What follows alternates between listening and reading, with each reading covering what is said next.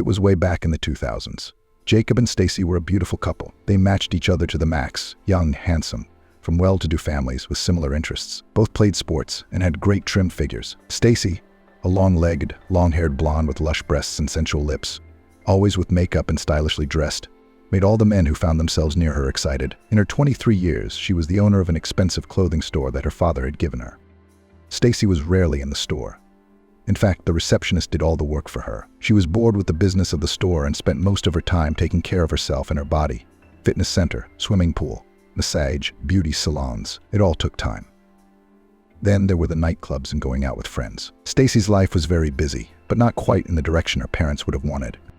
Her father was a big businessman, spent a lot of time at work, and practically did not participate in the life and education of his daughter, but he never spared money for her wishes and dreams. Her mother did charity work.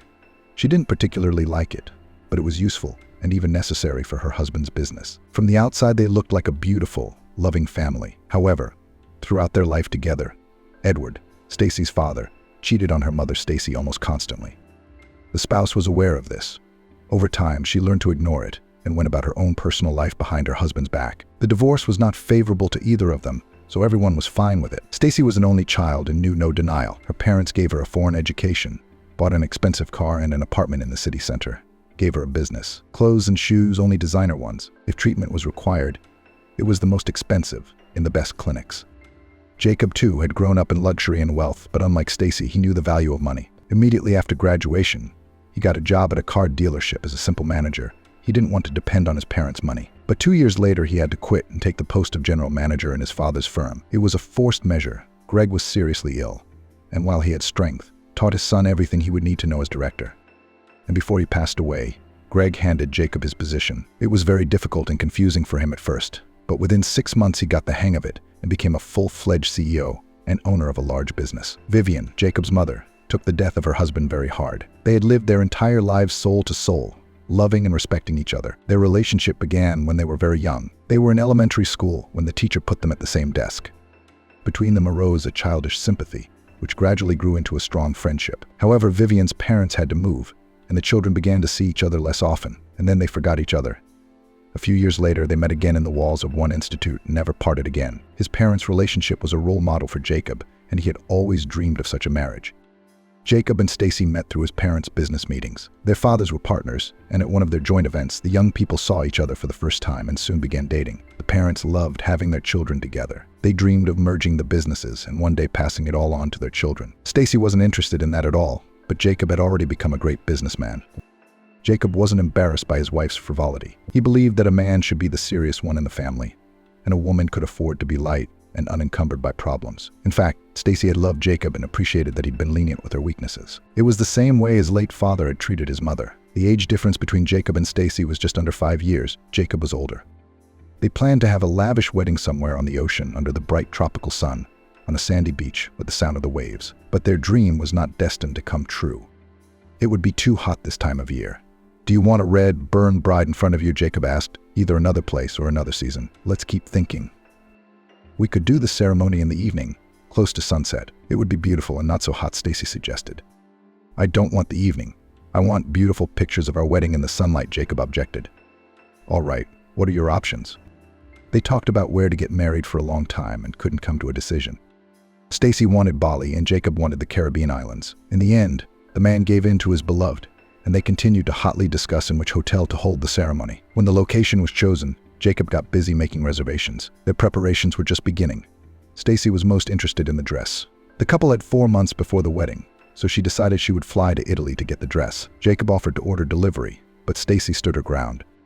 3 days later, she bought her tickets and headed to Milan. The dream dress had to be exclusive, one of a kind, for any price. She devoted 2 days to choosing the dress and finally found what she wanted. The cost of it was not democratic, but it didn't matter to Stacy.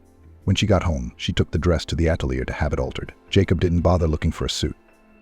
Stacy was more concerned about that too. She didn't like that Jacob would go along with anything as long as he didn't have to go shopping. But to Stacy, every step of the preparation was important, and she literally made him run around looking for the perfect outfit. At the same time, they ordered invitations from the photo studio. They needed to inform their parents of their decision to have their wedding ceremony abroad. Stacy's parents had been looking forward to this event for a long time and were not surprised by the news. "Stacy, show me the guest list." I'll add your aunts. I'm sure you've forgotten about them. Mom, not that toad Penelope. What's her middle name? I can't stand her since I was a kid. She's my cousin. In fact, she's not going anywhere anyway. She's a terrible bore. She only knows how to give advice. Even if she doesn't go, we have to invite her. And yes, I'm willing to pay for her trip if she does decide to go. Mom, why do I have to put up with relatives I don't like at my wedding? Because I owe it to her that I met your father. Okay, let's just drop it. We're inviting her to the wedding. Stacy didn't really like her cousin either, but she knew it was useless to argue with her mother. Stacy and Penelope had had a lot of fun together when they were young, and Penelope knew too much about Stacy. That's why it was risky to mess things up with her. Besides, Penelope had met Edward first, but when he saw Stacy, he'd switched to her right away. Penelope had carried that resentment toward her cousin her whole life. Her life didn't work out. She never married or had children. Penelope blamed Stacy for her failures. Their communication was now extremely rare and strained. Her mother listed several other relatives that the young people had never even heard of. She wanted to use this wedding to show her financial wealth, that she could pay for such a lavish ceremony for her daughter. Vivian, Jacob's mother, was very happy to hear about the wedding. She saw how complicated a girl Stacy was. Her mother's heart felt it, but she hoped the marriage would be a happy one. After all, Jacob loved his bride, and that was the most important thing to his mother. Jacob and Stacy still had to call all their friends and relatives. Almost everyone in their circle was wealthy, and traveling to a wedding in another country would be no problem for them. Most of the invitees had confirmed their participation in the upcoming event. Time passed. The young people were in close contact with the wedding organizer, who had to solve all the issues with the ceremony. When everything was ready for the registration, outfits bought, guests invited, hotel booked, something happened that changed their whole life. Jacob went to a meeting with a business associate. The weather was overcast with occasional rain. Jacob drove down the highway. The meeting was planned outside of town. He was almost to the right place, about 10 kilometers away, when a huge truck with a load of goods flew into his path. The driver of the truck had lost control, and the truck had drifted into the oncoming lane. Jacob tried to avoid the collision, but it was very difficult. There was not enough time or distance to maneuver. The truck struck the passenger car, and Jacob's car went flying into the ditch. The truck hit several cars because it couldn't stop. It was carried under the weight of its own cargo. Everything happened literally in a few seconds. None of the participants of the traffic did not even have time to realize how tragically the events were developing. As a result of this accident, 4 people were killed. The driver of the truck was practically unhurt, and Jacob was trapped in his car and was unconscious there until the arrival of rescuers. Rescuers arrived fairly quickly, but it took special equipment to extract Jacob from the car. The rescue operation lasted several hours. No one knew if the driver of the car was alive or not. When they managed to get him out, it was clear that he was alive. Jacob was taken to the nearest hospital, but his condition was extremely serious. Multiple fractures, soft tissue bruises, and a lot of blood loss. When his identity was established, his mother was called. Vivian almost fainted from the information received and immediately began to call Stacy. Her sister-in-law didn't pick up the phone for a long time and answered only when Vivian was already halfway to the hospital. All the way there she cried and prayed. She was terrified of losing her only son. The hospital was terribly old, with outdated equipment. All the doctors could do was to keep Jacob in a stable but serious condition. They couldn't operate, there was no technical capacity, and no specialists. Jacob had to be moved to another hospital immediately. He was on the verge of life and death. Volan, Jacob's best friend, was the one who organized the transport. Vivian called him after she couldn't reach Stacy. Woland arrived at the hospital shortly after Vivian. He and Jacob had been friends since high school, always supporting and protecting each other. Volan used all his connections to get Jacob to the best hospital in town as soon as possible. Time was running out in minutes. His friend could die at any moment. Within hours, Jacob was under the care of the best doctors and undergoing a series of complicated surgeries. But the worst part was that his spine was severely damaged, and one leg had to be amputated. The bone was shattered in the thigh area, and it could not be repaired. All this time, Jacob was unconscious, hooked up to machines, when he began to regain consciousness. The doctors put Jacob in an induced coma. It was necessary to keep him alive. The moment came when he was brought out of the medically induced sleep. He had yet to learn that he was now disabled with one leg and might never be able to stand on the other. At that moment, his mother and Stacy were at his bedside. They looked at Jacob and tried to see if he remembered what had happened to him. When he came to, Jacob looked around and then groaned in pain. He couldn't move yet, only move his arms a little. When he saw his loved ones in front of him, he smiled through the pain. It was hard for him to speak. Almost in a whisper, he tried to ask, "What happened? What happened?" "My dear son, the main thing is that you are alive." "Thank God," answered Vivian. "Where am I?" he asked. "I don't remember anything." Jacob rolled his eyes and froze, then began to make strange movements. The doctor standing nearby understood immediately and shouted to the staff to give Jacob an injection. Vivian and Stacy were asked to leave the emergency room. They left the room in a panic. No one answered their questions about what was happening to Jacob. Everyone was fussing and running around. Jacob was having an epileptic seizure, a consequence of his head injury. The relatives were asked to leave. The doctors explained that Jacob would now sleep until morning, and being around him now was completely unnecessary. Vivian and Stacy went home. They needed to rest. The last 4 days had been very hard. Vivian arrived home and lay on the couch without undressing. Tears were streaming down her cheeks. She was exhausted and depressed. Miranda, a young maid who had worked in the house for only 2 years and secretly admired Jacob, approached her. When he visited her parents, she saw him as a kind and decent man. Miranda wasn't interested in his money. She didn't understand what Jacob saw in Stacy, a spoiled, arrogant girl with a bad temper. Life with her, Miranda thought, couldn't be happy. Of course, she kept her thoughts to herself. "Would you like some hot tea?" she asked the landlady timidly. "No, Miranda, thank you. I'm fine. I don't want anything," Vivian answered. "You may go to bed." "I'm not going yet. I'll call you if I need anything." "Okay, thank you," Miranda replied. There were 2 maids in the house. One of them, Mealy, was older and had been with the family for almost 20 years. She did most of the cooking and was trained as a pastry chef. Vivian appreciated her very much and treated her like a member of the family. Monday through Friday, Mealy lived at the owner's home and went to her own home on the weekends. She had lost her only son when she was still young and was never able to marry or give birth again. She was very fond of Jacob and loved him as if he were her own. Miranda did all the cleaning and grocery shopping. She was assigned a driver twice a week, and she drove to the stores and markets according to a list Mealy had made. Miranda lived in the house from Wednesday to Sunday, and Monday and Tuesday were her days off. The family paid both maids very well, and they were devoted to the house. In addition to them, Vivian had a gardener who came 3 times a week to tend to the grounds. There was also a driver and 1 security guard. There were cameras around the perimeter of the property, and the guard watched their readings from the monitors, periodically going around the grounds. All of these men had once been employed by the late Greg. Vivian lived alone in a large house now, and she didn't need so many staff, but she didn't want to change her routine. It all reminded her of her happy life with her husband. Miranda had been given the job by Greg at the request of one of his friends. She was the daughter of his driver, who had died in an accident. Miranda had always been treated with respect. Vivian guessed that the girl was attracted to her son, but didn't show it. She felt genuinely sorry for Miranda. She had no chance of a relationship with Jacob, at least not while he was with Stacy. The young maid knew Jacob was in trouble, and she was very worried. In fact, she was even more worried than Stacy was. Her pure and sincere love for Jacob was her first serious feeling in life. She wished with all her heart that Jacob would get better, or at least just survive.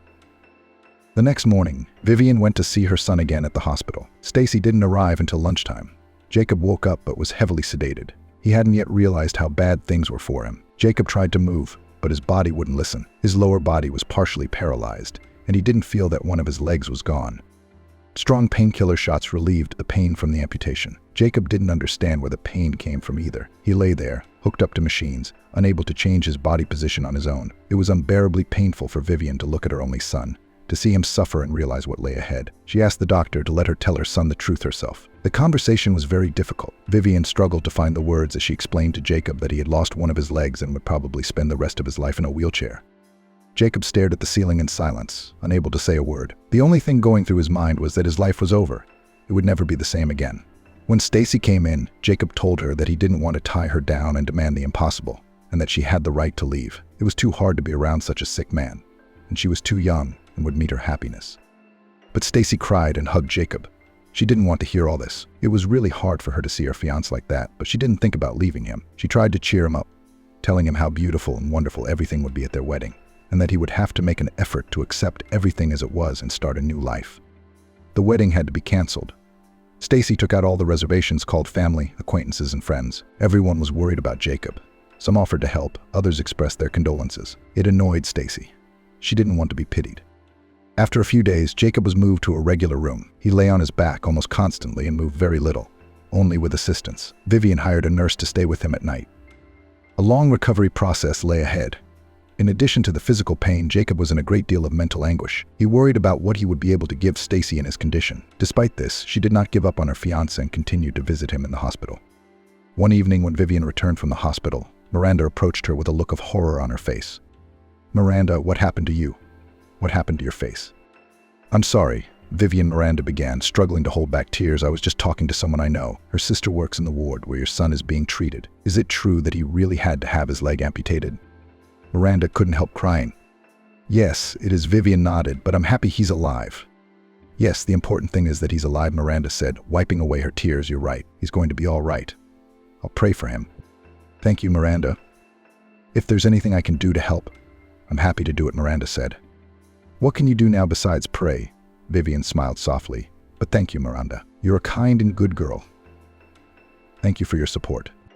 Vivian could see how much Miranda was worried about her son. She also noticed how distraught Stacy was. There wasn't that sincerity in her eyes, some inner warmth that Vivian saw in Miranda. It was more like pity, the kind of pity one feels for the hopelessly disabled.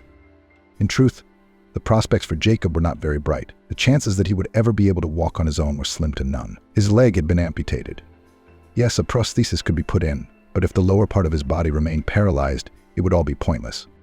As time passed, Jacob was released from the hospital. He was still bedridden and needed round-the-clock care. He couldn't stay in his apartment in his condition, so he had to go back to his parents' house. It was more comfortable and safer that way. Stacy refused to move in with him. She didn't want to live with Jacob's mother, but she promised to visit him every day. Vivian began looking for a caregiver for her son. She asked Miranda if she knew anyone who could care for Jacob. Vivian, I can do that, Miranda offered. I have plenty of free time. Don't worry, I can do it. And you'll be sure that your son has a good man by his side. Miranda, are you sure? Why don't I find a new maid to take your place and you stay with Jacob? I took care of my elderly grandmother for several years. She was very cranky and required a lot of attention. I was in medical school at the time, and I was also looking after my younger brother because my parents were working. I managed. And your son will probably be more used to staying with me than with a stranger. Besides, I have a medical degree, even though I don't have a college degree. Yeah, you're probably right. And Jacob will be spending a lot of hours in rehab. I'll have time to do chores around the house. That's fine. I respect your wishes, and I'll be with him on your days off. Are you really sure? I don't want strangers in my house. If things get tough for you, we'll figure out what to do. As long as it's settled, you'll look after Jacob. I can't think of a more reliable person for him. In addition, a doctor came to their home every day to check on Jacob's physical condition. A psychologist worked with him 2 hours a day. Miranda didn't have to sit with him all the time. Jacob had a long and difficult rehabilitation ahead of him. Top specialists were working on his condition. Epileptic attacks recurred twice more, but thanks to effective medication, they were managed to stop. The gym in the house was completely re-equipped. New exercise equipment was purchased. A masseur and a rehabilitator visited Jacob daily. He was learning anew how to do the movements and actions familiar to any healthy person. It was very hard and painful. At first, everything was very difficult. Jacob was nervous when something didn't work out, but over time he got used to the strain and didn't react to failure so sharply. After a couple of months, Jacob started to sit up on his own. He was able to return to work. For a few months he did not participate in the affairs of the company, but he had an excellent deputy, who all this time solved issues and made deals on Jacob's behalf. The company had stayed afloat only because of this man's efforts. Miranda wasn't courting Jacob for money. She genuinely wanted to help him and hoped that someday he would be able to walk again. Stacy didn't come every day, but she called often and she and Jacob talked for long periods of time. She felt guilty for not moving into her parents' house with him, and she didn't know what she should do next. On the one hand, it would have been mean to leave her fiancé like that. It would have been wrong and dishonorable. On the other hand, she realized that life with him would never be the same. It was a huge ordeal for both of them. Stacy, the mother, didn't like that her only daughter could become the wife of an invalid, albeit a rich one. She felt that since fate had decreed it so, she had to look for a way out. And the only right decision was to honestly admit that a young and beautiful girl should not sacrifice her life for another man. It was necessary to go on with her life without him. But Stacy, the bride, deep down was very attached to Jacob, and it was hard for her to leave him. Even more so now, she continued to play the role of his fiancé and asked her mother not to interfere in her life. 6 months had passed, and Jacob was already making significant progress. He could move around in his wheelchair, turning the wheels with his hands. It was very difficult for him. The wheelchair was electric, and he could have used it without effort, but the physical therapy instructor insisted that Jacob train his arms and spin the wheels himself. Jacob had always been in good physical shape. He could hang on the bar for long periods of time, do pull-ups, push-ups, and lift dumbbells, but that was before the accident. Now he needed to regain his former physical abilities and become independent. As time went on, his relationship with Stacy grew less and less intimate, but she never left. Relatives inquired about Jacob's health and asked if they were planning to get married, or if she didn't need him anymore. Stacy reacted harshly, irritated by any intrusion into her personal life. She didn't want to be thought of as the person who left her fiancé in such a state. That would be too impulsive. But after another such conversation, she suggested that Jacob sign. She would later greatly regret that decision. But at that moment, she didn't think about the consequences. Jacob, honey, I'm looking at you. You're looking pretty good, and you're moving around on your own. Maybe it's time for you to go home to your apartment. We were so happy there together. Stacy, where am I going to put my exercise equipment? I can't do without them yet. There's really no room for them. Maybe you don't need all the exercise equipment. You could just move some of it, Stacy suggested. No, Stacy, I don't want to be a burden to you. There's no helpers, and I'm not fully capable of taking care of myself. If you want to be there for me, think again. Your offer to move here is good, but only on one condition. We'll get married, and you'll be my wife. No, I'm against it, Jacob said firmly. I'm not the man you were going to marry. I'm an invalid now, and if you stay with me, you're condemning yourself to a life you can't even imagine. I don't want that. I don't want to ruin your life, even though I love you. I want to be your wife, Jacob, Stacy said. I love you. That's why I don't want to put this weight on your fragile shoulders, he insisted. Jacob, give me a chance to prove to you that I realize that I'm aware of everything and that I'm ready for all this trouble. I want it. I'm asking you to do it. I'll think about it. And you think about it again, or even twice. I don't want that kind of sacrifice from you, Jacob said. They agreed that Stacy would make a final decision by the end of the week. If her decision wasn't in favor of their wedding, Jacob wouldn't resent her or make any claims. Miranda happened to overhear their conversation. She hadn't seen Stacy's love for Jacob and didn't understand why she was telling him all this. This rich, spoiled girl wasn't capable of such sacrifices. Miranda was sure that Stacy would break the heart of the man who now trusted her so much and was having such a hard time. By the end of the week, Stacy and Jacob announced their upcoming wedding. Vivian didn't believe in the sincerity of her future daughter-in-law's relationship, but pretended to be happy about the news. Stacy's parents weren't thrilled either, but they didn't let it show because of their daughter's insistence. Everyone realized from the beginning that this was a bad idea. Stacy was not a girl capable of making such sacrifices. Miranda cried quietly in her room. She was sure that if Jacob married Stacy, he would be unhappy. What could she even count on? That he, being an invalid, would choose to marry a poor maid. Miranda couldn't answer that question herself, but some sixth sense told her that Jacob was her man. Of course, it was no longer about romantic dreams. They'd applied for the registry office remotely, and Jacob had insisted that they do it there, like any normal, healthy couple. Stacy asked her father to expedite the wedding date, and he used his channels to shorten the wait from 2 months to 3 weeks. Stacy was afraid that the longer she procrastinated, the more tempted she would be to give up. Preparations for the wedding were moving very quickly. The restaurant had been booked, but now there were no special requirements for the young people. Invitations were sent out. Outfits were left over from previous preparations. Stacy continued to live apart from Jacob, and he began to prepare their room together. In another part of the house, more spacious and suitable for two, workers were repainting the walls and new furniture had been ordered. Miranda continued to care for Jacob, helping him dress, showering, transferring from his bed to his wheelchair, walking him, and monitoring his medications. They developed a good buddy relationship. Jacob saw her as his caregiver, good, kind, loyal, and sympathized with her. Miranda was an attractive, open-hearted girl who could empathize, but Jacob didn't notice the way she looked at him. He didn't see that there was real, sincere love in her eyes. All he could think about was that he would soon be Stacy's husband. For 3 weeks, Stacy the mother tried to talk her daughter out of this wedding. She gave different arguments, but Stacy wouldn't listen to her. She wasn't sure anymore and probably would have given up if she hadn't been pressured from all sides. Only Aunt Trixie, her mother's cousin, supported her. On the eve of the wedding, Stacy decided to have a bachelorette party. Jacob didn't object. They agreed that they would call in the morning and meet at the registry office. Later that evening, Stacy and her friends went to a private club. There weren't many people there. They danced and drank champagne. Her friends began to ask Stacy why she wanted to get married, what she expected from a disabled husband who might never get back on his feet. Would they be able to have children? Her friends had been drinking heavily and began to talk Stacy out of the wedding, giving her various arguments against her fiancé. Stacy couldn't take it anymore and burst into tears. She talked about how she felt sorry for Jacob, but also sorry for her life. But if she left him, she would be the last creature. Her friends, seeing that Stacy wasn't sure of her decision, began to talk her out of it even more, and Stacy gave up. She decided to call off the wedding the night before the event. Stacy got home very late, but her parents were still awake. She told them of her decision and asked them to call relatives and friends to warn them that there would be no wedding and they might not come. Stacy's father was outraged. He thought that only very dishonest people would do such a thing, but her mother supported her daughter and was even happy about her decision. She informed someone about what had happened at once, and someone else, early in the morning. The ceremony was to be held at noon, but not everyone was going to go to the registration. Many planned to arrive directly at the restaurant. Trixie's aunt lived out of town, but her mother had never gotten through to her. All the other guests had been told there would be no wedding. Stacy the mother called Vivian and told her dryly, without emotion, that her daughter had changed her mind and would not be appearing at the registry office. After saying this, she hung up. Vivian was upset, but not because the wedding was canceled, but because of the way it happened, without respect, not in a human way. When all the guests had been invited and everything was ready, now how to inform her son about it? She sat down on the sofa and cried with resentment. How could she do this to people? Her son had suffered enough. Why would he want to be humiliated like this? Miranda, seeing a distraught Vivian, immediately went over to her. "Vivian, why are you crying? Are you upset? Did something happen to Jacob?" Miranda asked fearfully.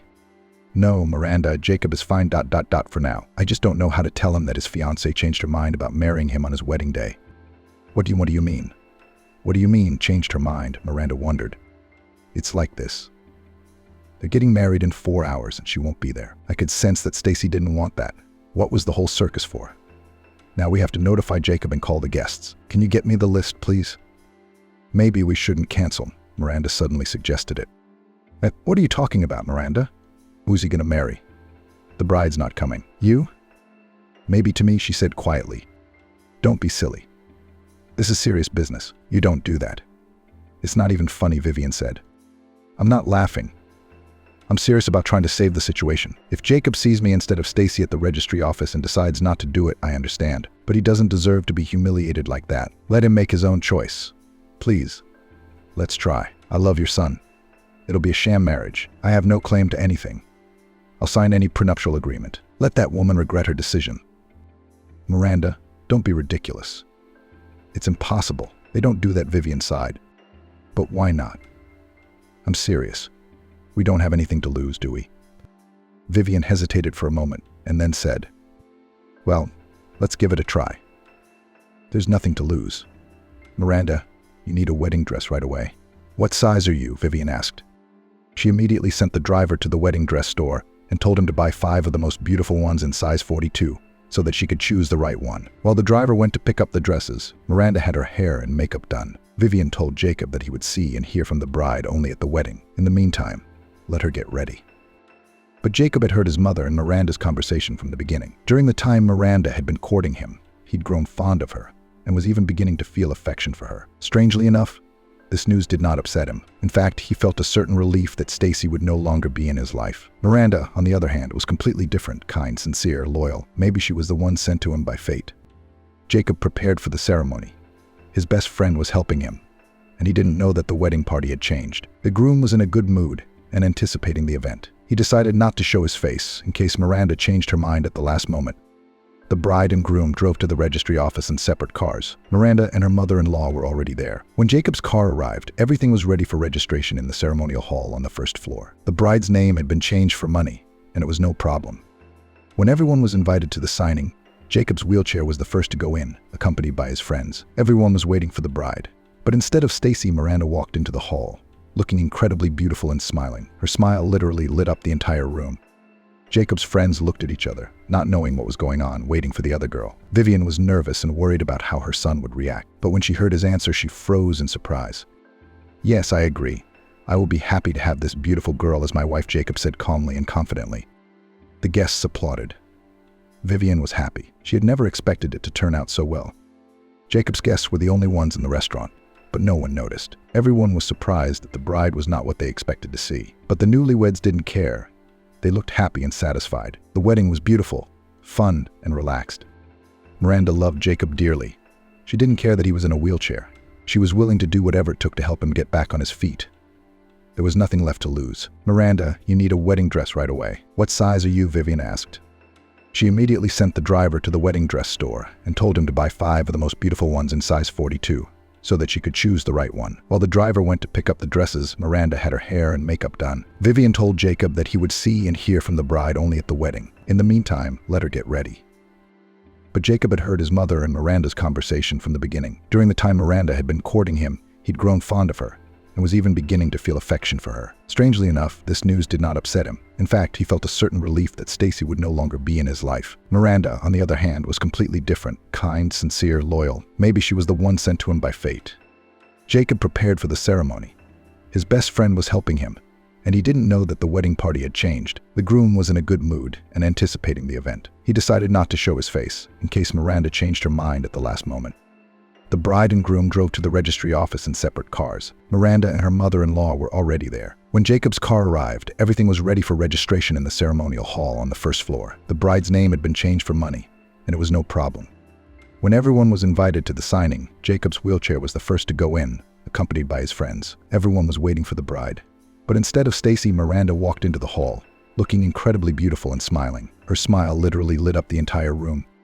Jacob's friends looked at each other. not knowing what was going on, waiting for the other girl. Vivian was nervous and worried about how her son would react. But when she heard his answer, she froze in surprise. "Yes, I agree. I will be happy to have this beautiful girl as my wife," Jacob said calmly and confidently. The guests applauded. Vivian was happy. She had never expected it to turn out so well. Jacob's guests were the only ones in the restaurant, but no one noticed. Everyone was surprised that the bride was not what they expected to see. But the newlyweds didn't care. They looked happy and satisfied. The wedding was beautiful, fun, and relaxed. Miranda loved Jacob dearly. She didn't care that he was in a wheelchair. She was willing to do whatever it took to help him get back on his feet. Jacob smiled, and all evening he and his young wife hugged and talked softly. Miranda looked into his eyes, and her face lit up with joy. Vivian did not regret having agreed to this adventure. This wedding became a truly memorable event, not only for the newlyweds, but also for all the guests, who at first were a little shocked, and then with pleasure remembered this bright and joyful day. As it turned out, many thought that Stacy was not a couple to Jacob. Miranda and Jacob's first wedding night was spent talking. Even though they had lived side by side for a long time, they had a lot to talk about. Jacob admitted that he had heard their conversation with his mother, so he wasn't surprised to see Miranda at the registry office. He also revealed that he'd been relieved when Stacy had changed her mind about marrying him. Miranda admitted that she had been in love with him for a long time, and that she was very happy now. Miranda, Jacob said, "I told my first bride once before that life with an invalid would not be easy. And I'll tell you the same thing, I never wanted to be a burden to anyone, and I don't want to be. You're a wonderful girl, and I don't want you to stay with me out of pity or obligation. If it's hard for you, I won't be offended, and I understand. Just be honest with me, please. I will never deceive you, and I will never betray you. You give me a chance to be a real wife to you," Miranda answered. "You're an extraordinary girl," Jacob said, and hugged her. They slept in the same bed, but there was nothing between them. They needed time to adjust to their new roles as husband and wife. This day for the newlyweds was very long and full of surprises, but it ended well. What can't be said about Stacy's family? In the morning, Stacy's cousin mother, Trixie, came to visit them. She had left her phone at home, but realized it halfway through and didn't come back. So she ended up being the only guest at the wedding that didn't take place. Upon entering the house, Trixie immediately realized something was wrong. Where is our bride? Why isn't she getting ready for the happiest day of her life? Why are everyone's faces like that? It's not like anyone died, Trixie began, walking into the house. There were many questions, but only one answer. Stacy changed her mind about getting married, Stacy, the mother replied dryly. In a way, she changed her mind. When you ask too many questions on your wedding day. Anfisa, she said tautly. I came to my niece's wedding and there is no wedding. I think my questions are appropriate, Trixie objected, raising her eyebrows. She was still going yesterday afternoon when I called to confirm the time, and today she changed her mind. Why didn't anyone tell me? We called to give you a heads up, but we didn't get through, Stacy, the mother said. You didn't answer.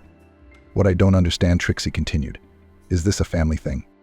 What do you mean? Stacy, mother squinted. This dishonesty of yours.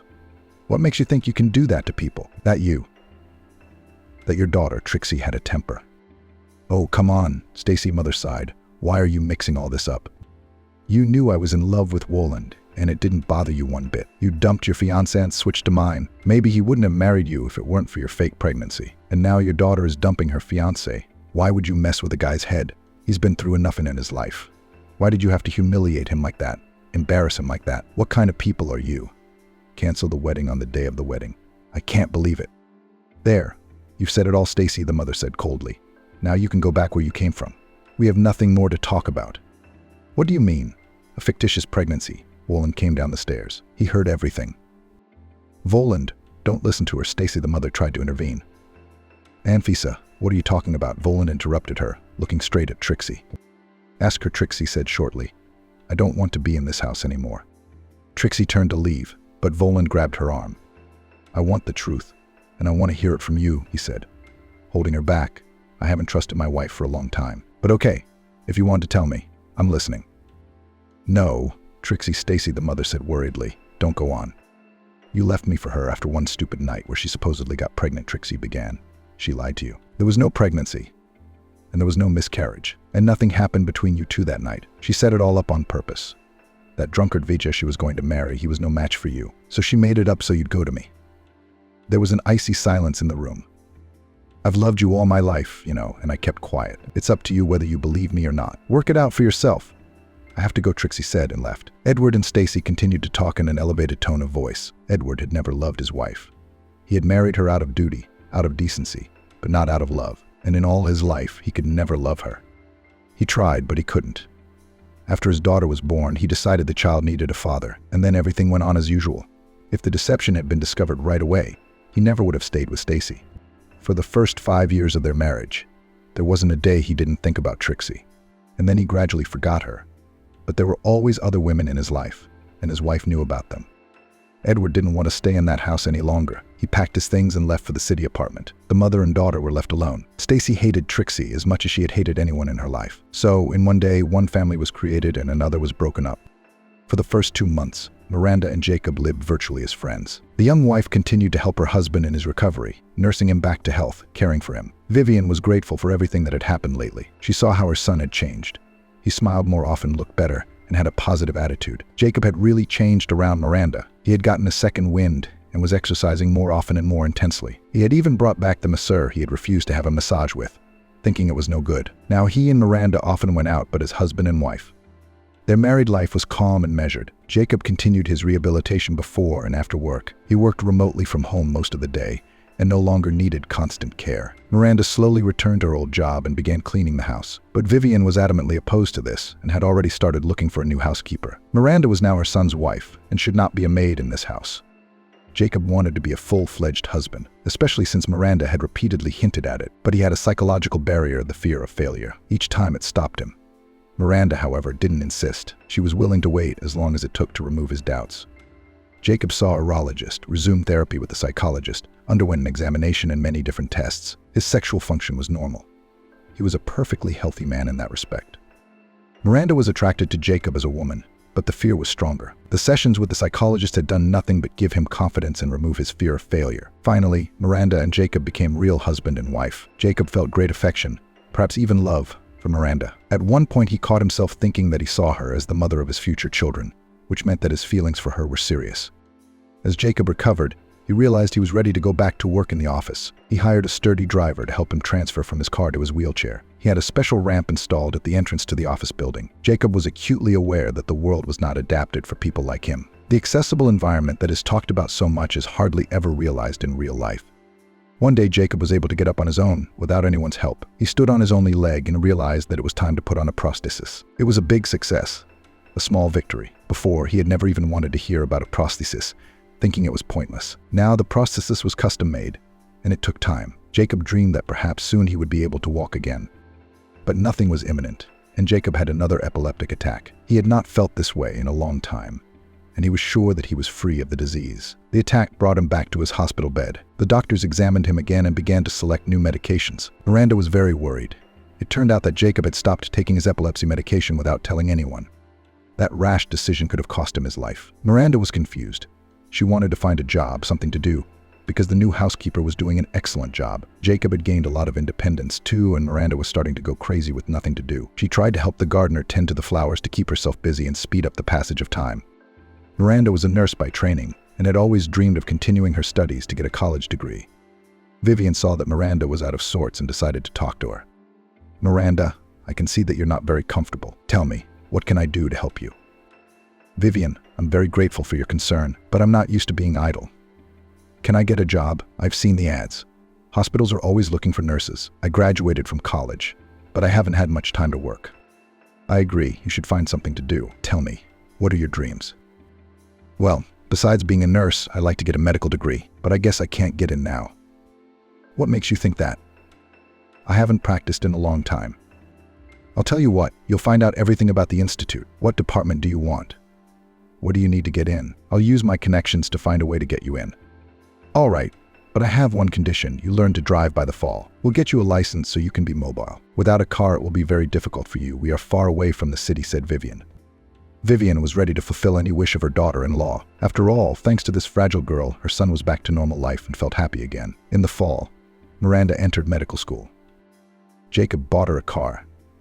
Life was slowly getting better, but at that time, Stacy had a big accident. She got very sick. Her parents took her to the best doctors, showed her to specialists in Germany and Israel. She urgently needed a bone marrow transplant. The closest relatives were ideal for this. Her mother was very worried she had another secret, which she thought no one would ever know. But the truth came out. Biological material was taken from both parents to test for compatibility. The result was shocking. The mother could not be a donor because she herself was prone to the disease, and any surgical intervention could set off the disease process. The doctors categorically refused to take her as a donor. But the situation with the father was even more interesting. Doctors twice conducted tests and found out that Edward is not the biological father of the girl, and accordingly, the closest relative capable of becoming a donor. So, the truth, which the mother tried to hide all her life, came out, and the consequences were much more serious than she could assume. This news was the final straw for Edward. I want to know who my daughter's real father is. Eid, what difference does it make now? Natalia spoke softly. I can't think about anything but her health right now. She's my daughter too.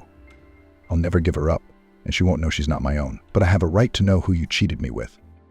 That man has been dead for 10 years. Too bad, he could have helped our daughter now. Maybe. But he's gone.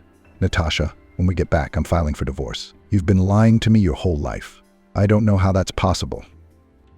And you've been cheating on me your whole life, and you know it. But it started with your lies, with your fake pregnancy, 25 years of your life. Edward sighed heavily, realizing how much time they'd both spent lying. Where do I find a donor now, he asked. I'll talk to Trixie, Natalia answered.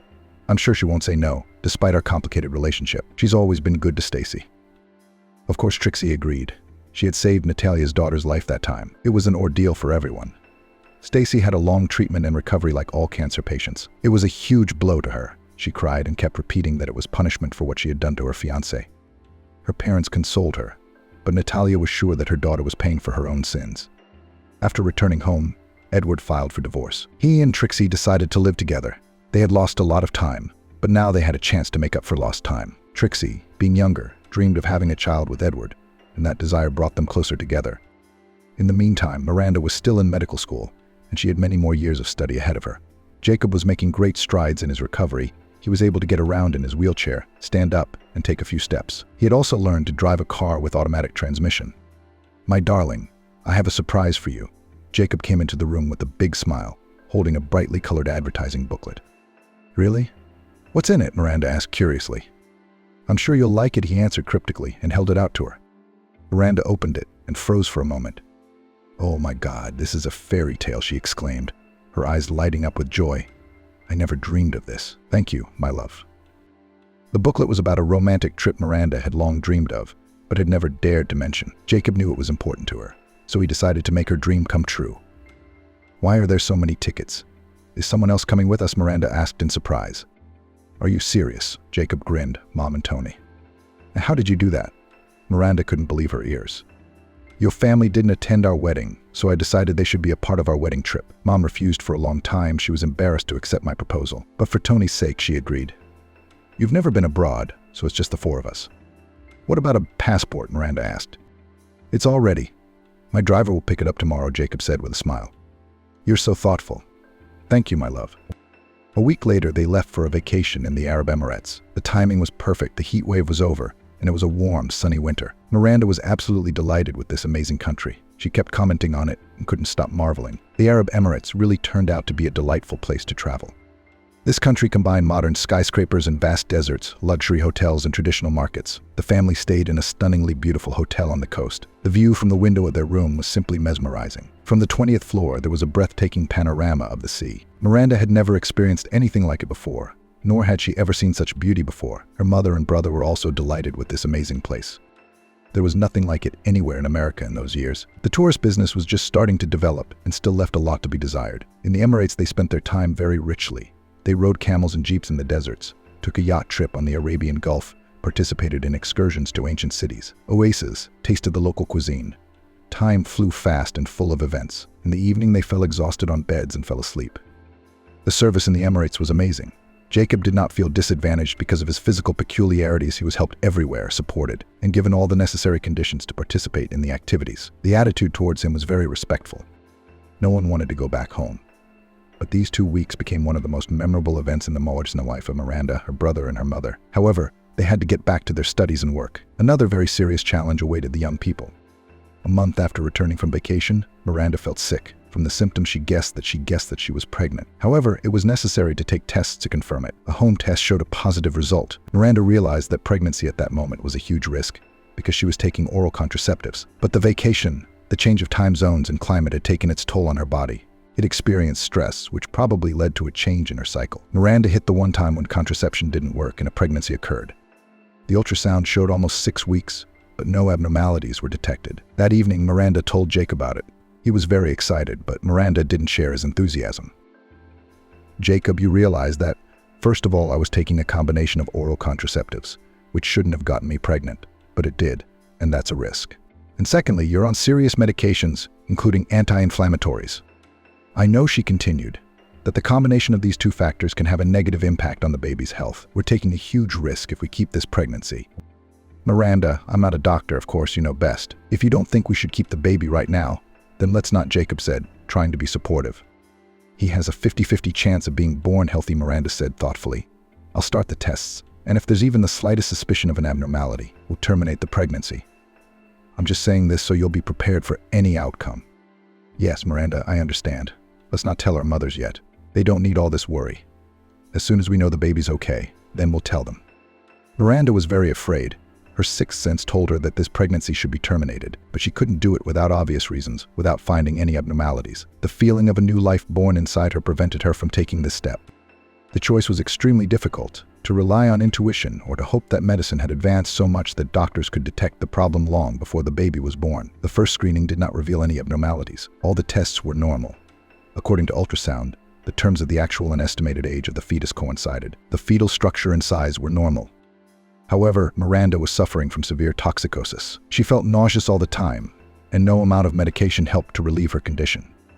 Miranda began to refuse to eat. Although she realized that it was necessary to eat, it was vital for the growth and development of the baby. However, every meal was accompanied by vomiting. With such a severe form of toxicosis, pregnant women are usually put in hospital, and Miranda was there for 2 months. It was then that she had to tell her parents the good news. But Miranda's state of health was alarming. Her hemoglobin was dropping badly. Iron preparations only temporarily increased its level, after which it fell sharply again. Miranda was constantly on drips and spent half of her pregnancy in hospital. However, the second screening showed no problems with the baby. She was ready to settle down, thinking everything was fine. But close to the birth, her blood pressure started to suffer. It was rising to hypertensive crisis, then falling to extremely low values. Because of this, her condition only worsened, dizzy, through then in sweat, then in fever. Her heart was pounding, as if about to jump out of her chest. The poor girl started having panic attacks, which were very difficult to cope with. The body was under great strain. The nervous system was on the verge. Fear for the baby, how everything that was happening to her would affect him, did not give Miranda peace neither day nor night. She was about to go in for her third screening, and the anxiety wouldn't let her go. Jacob tried to reassure her as best he could. "Miranda, nothing has happened yet. You're too nervous, sweetheart. Everything's fine. Your labs are perfect." "What don't you understand, Jacob?" Miranda couldn't hold back her tears. "I've had this weird feeling all through this pregnancy. I think there's something wrong with the baby. I know it, and I'm scared." "Don't cry. Please," Jacob tried to speak softly to calm her. "Maybe you shouldn't drive. Go with the driver. It'll be calmer." "No, I don't need to," Miranda said. "It's okay, I'll get there, don't worry." Miranda was worried for a reason. A mother could always sense when something was wrong with her child. The clinic was waiting for her. The doctor, a tall, middle-aged woman with a serious look, was considered one of the best ultrasound specialists. She stared at the screen for a very long time, moving the probe over Miranda's abdomen, returning to the same spot several times. She asked her to lie on her side, then back again. You could see from her face that something was bothering her. "Please lie down, I'll be back in a minute," the doctor said. "Yes, okay," Miranda replied. The doctor left the office and returned a couple of minutes later with another doctor. It was the head of the department. His office was next to the ultrasound room. "Look at this," Dr. Mealy said to him. "We have the previous screenings, but nothing is showing up." "Yes, Mealy, you're right." Unfortunately, the chief nodded. "We'll do a fetal cardiogram now, and we'll draw conclusions from the results." The doctor nodded and left the room. Mealy looked at Miranda seriously and asked her to get dressed so she could go to another room. "Doctor, what's wrong with my baby?" Miranda asked worriedly. "I can't tell you anything yet. We're going to do another examination now. Please follow me and take the documents." The doctor took her to another room. A special transducer was placed on Miranda's abdomen, which with the help of ultrasound waves formed an image of the baby's heart and transmitted it to the computer screen. The study lasted about 15 minutes. During this time, Miranda was shaking and could hardly hold back her tears. "I've had this test before and it was fine. Is something wrong?" Miranda couldn't calm down. "Just lie still, please. The doctor will tell you everything," the nurse answered, filling out a form without looking up.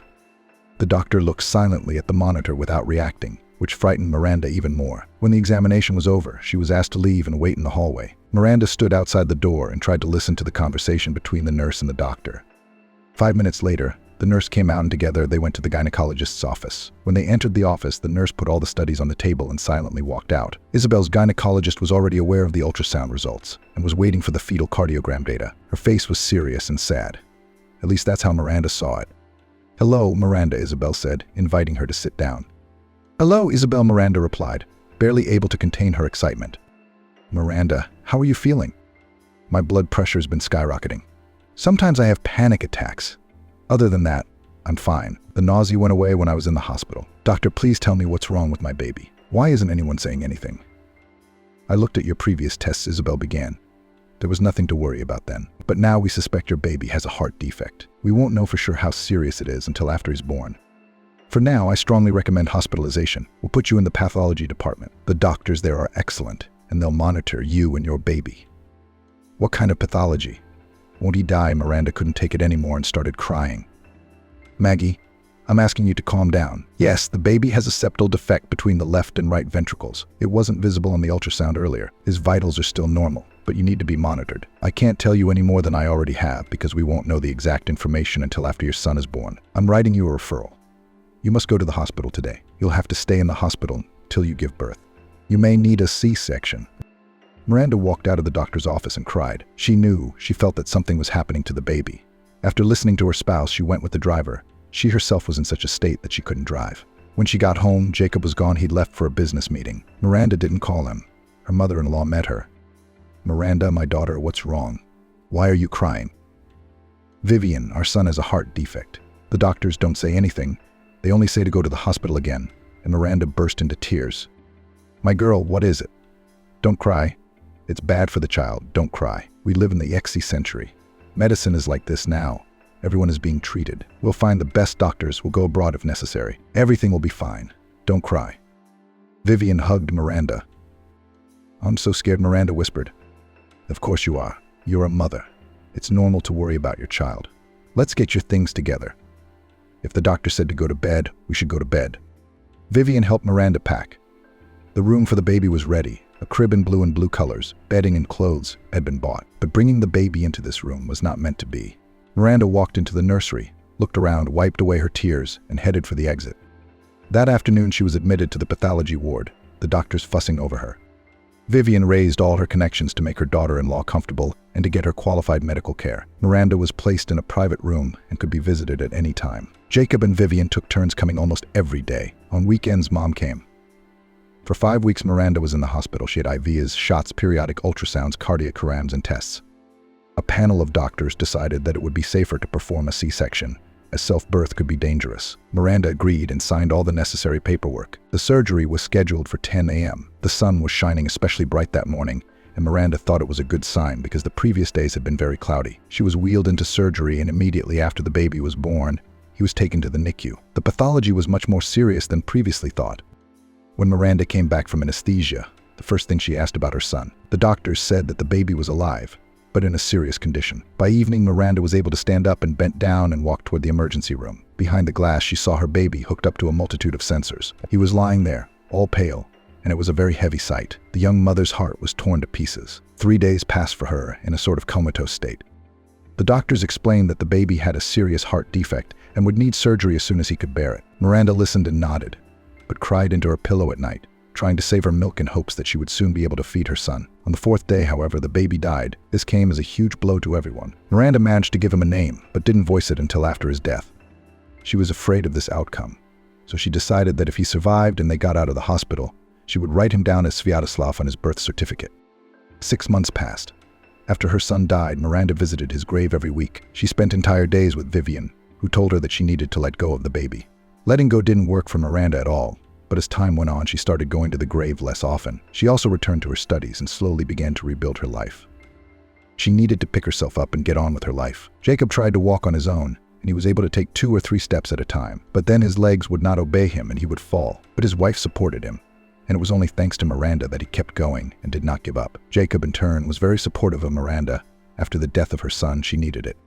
Together they experienced this grief, this loss. Together they cried, and together they continued to believe in the best.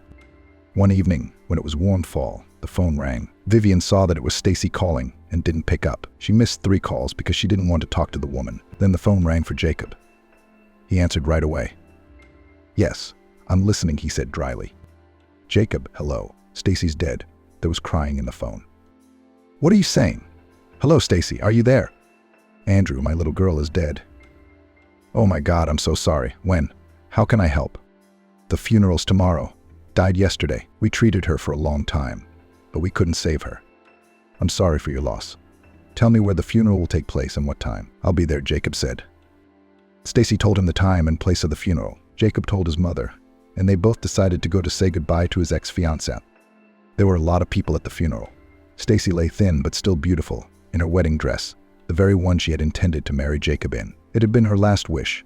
She'd been fighting the disease for 2 years, and after the first bone marrow transplant, her condition had briefly stabilized. Everyone hoped for remission, and it almost came, but she was found to have metastases. Surgery after surgery, course after course of chemotherapy, she went through a lot, but the disease could not be defeated. The grave was covered with white roses. There were so many, you couldn't see the ground. Everyone knew that Stacy loved these flowers and came with huge bouquets. It was so unfair. A young, beautiful girl who wanted so much to live, to create a family. But fate had decided otherwise. Stacy was heartbroken. Her husband had left her. Her daughter was dead. Stacy saw no meaning in her life. At the funeral, she spoke to no one, saw no one and heard no one. By her side was always Trixie. Despite their past conflict, Trixie couldn't stay away, knowing that Stacy had no loved ones left. There were family members, but no loved ones. Stacy died without ever knowing that the man she called father was not her own. Edward had loved her as his daughter until her last day, and considered her as such. He had helped her fight her illness, finding the best doctors and paying for expensive treatments. To him, she was his daughter forever. If the former spouse was left all alone, Edward was already married for the second time to Trixie. Moreover, Trixie fulfilled her longtime dream. She gave birth to a healthy son. This boy looked like Edward, like 2 drops of water. By the time of Stacy's death, the son was already a year old. Of course, they became parents of age, but they loved each other very much and were happy. Meanwhile, Miranda finished her studies, got her diploma and certificates, and got a job at the medical center as an orthopedic surgeon. She had chosen this specialty for a reason. She was using the knowledge she had already acquired in her training to work with Jacob. Miranda knew everything about his disease, had studied it inside and out. Jacob was slowly but surely moving toward his goal. Over the years, he had kept going to rehab, following all of his appointments and recommendations. "Miranda, I love you so much. Thank you for making this wedding adventure happen once upon a time. My life has changed for the better. Only because of you," Jacob once said. "What's gotten into you?" "So many nice words," Miranda smiled. "I just love you so much," he continued, "and I want to bring it up again. Maybe you're ready to talk about it now." "Yes, I guess I am. But I'm still scared," Miranda admitted. "I think we should go back to the checkup, consult with the doctors." "I'm over 35, Jacob said, "and I really want to be a father." "I want to be a father, too. I dream about having a baby," Miranda admitted. "But I dream about walking around pregnant, giving birth to a healthy baby boy, and then he disappears. I run around, looking for him, crying, but I can't find him." "Miranda, it's just anxiety. You've been through the loss of a child. Your brain still remembers the experience, and that's why you're having these dreams." Jacob tried to reassure her.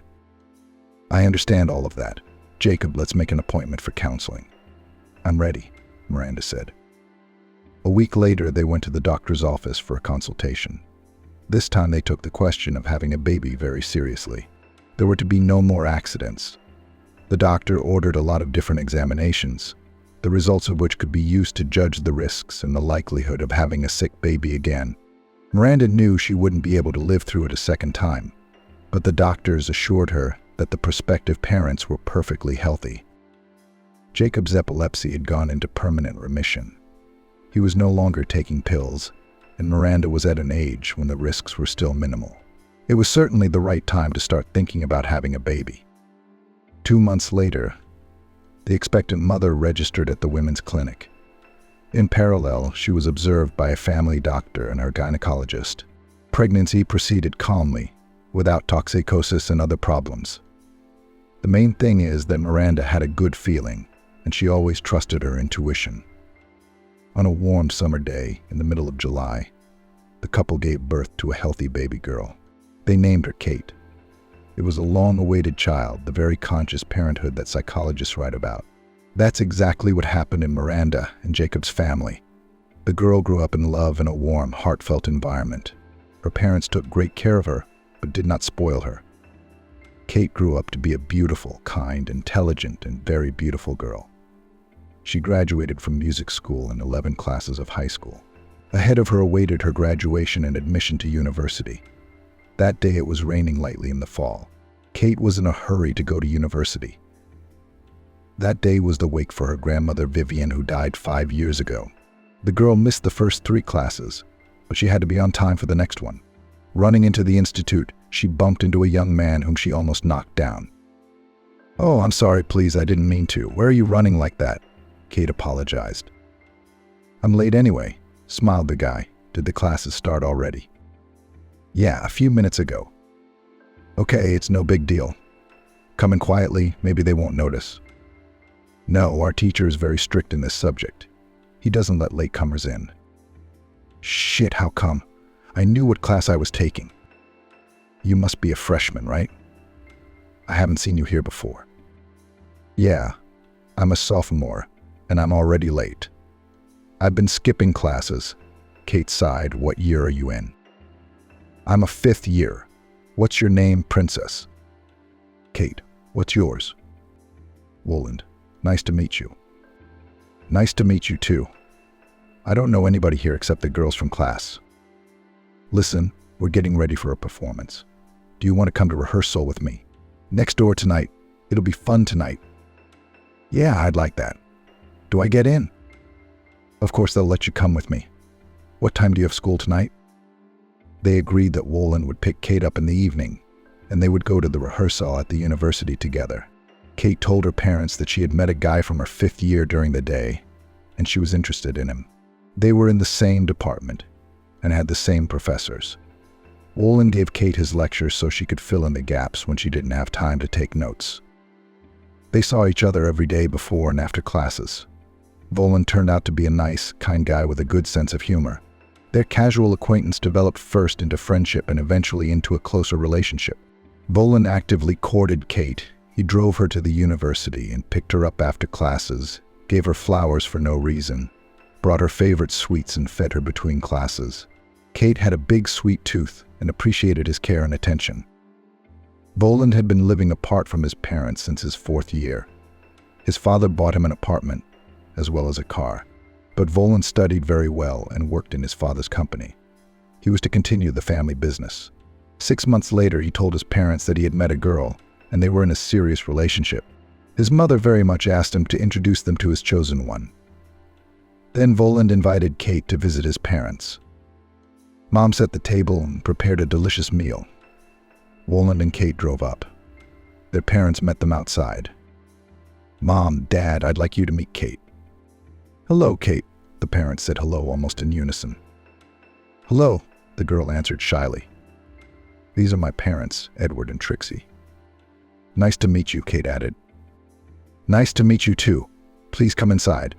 It's starting to rain again," Trixie invited. The young people went into the house. The evening went very well. Kate madly liked Woland's parents. Modest, intelligent, beautiful girl who treats their son well. What more could one want at this stage? That same night, Kate was telling her parents at home about meeting Woland's parents. They have a big, beautiful house, a little smaller than ours. Woland's dad is some big boss. In general, his parents are very old. Woland said they had him late in life. "What are his parents' names?" Jacob asked. "Daddy's name is Edward, and his mom is such an unusual name, Trixie. It's the first time I've ever met a woman with a name like that." Jacob froze in silence. "It can't be. Is there such a coincidence in life? Isn't their last name Makarova by any chance?" "Makarova? How do you know? Do you know each other?" "Yes, I have. It's an amazing coincidence." "What are you talking about, Dad?" "Nothing, just thinking out loud." "How do you know them?" Kate insisted. "From a past life, Kate. Edward Makarov worked with your grandfather. Actually, they were business partners. And then, when grandfather died, I took his place and continued the partnership. But not for long." "All right, well, let's talk about you. My mom and I want to meet your Woland too. I was going to suggest it myself. Maybe next weekend I could invite him over." "Yeah, we'd love to meet him." That weekend, Volin met Kate's parents. The young man was polite, courteous, behaved freely and casually, but not beyond reason. In general, he left a good impression of himself. Wolin's parents also realized from the stories about his girlfriend from what kind of family she was from. The very guy who was the daughter's fiancé could now become a son-in-law. Life sometimes gives such surprises. The young people spent every spare minute together. Volin confessed to Kate that he loved her and that no girl in his life was so loved and desired. Their feelings were mutual. By the end of freshman year, they announced to their parents that they wanted to introduce them to each other. The acquaintance decided to arrange in the house of Wolin's parents. The young people didn't know the story that bound their parents many years ago. They didn't need to know. The young people's feelings were so strong and sincere that their parents, seeing this, were not going to interfere or try to separate them. What had happened to Jacob had been more than just a trial. It changed his whole life, changed it for the better. He met his beautiful wife Miranda, and they had a daughter. What life would have been like with Stacy, God only knows. Over the years, Jacob had made an almost complete recovery. He only had a slight limp. The prosthetic leg was an extension of the amputated leg, and if you didn't look closely, not everyone noticed that the leg wasn't real. Eventually, Jacob came to Wolin's parents with his own legs. And 3 months later, the two families were celebrating their children's wedding, forgetting the past for the sake of Kate and Wolin's happiness. They were able to maintain a normal human relationship, just as Edward and the late Greg had wanted. Once their families were reunited, life continued in children, grandchildren, and great-grandchildren. A husband threw his wife and child out on the street and went to his mistress. If only he knew what awaited him. Thursday evening in the apartment, located in one of the hundreds of ordinary residential high-rise buildings, again heated argument broke out. Elsa did not want to put up with the indifference of her husband and arranged an interrogation. "Yes, everything is fine with us," as he could, he fought back. "I'm just tired at work." Elsa was not satisfied with this answer. "Your job hasn't changed for 2 years, and you weren't tired before, and now all of a sudden you are." "Yeah, well, it's winter, it's cold.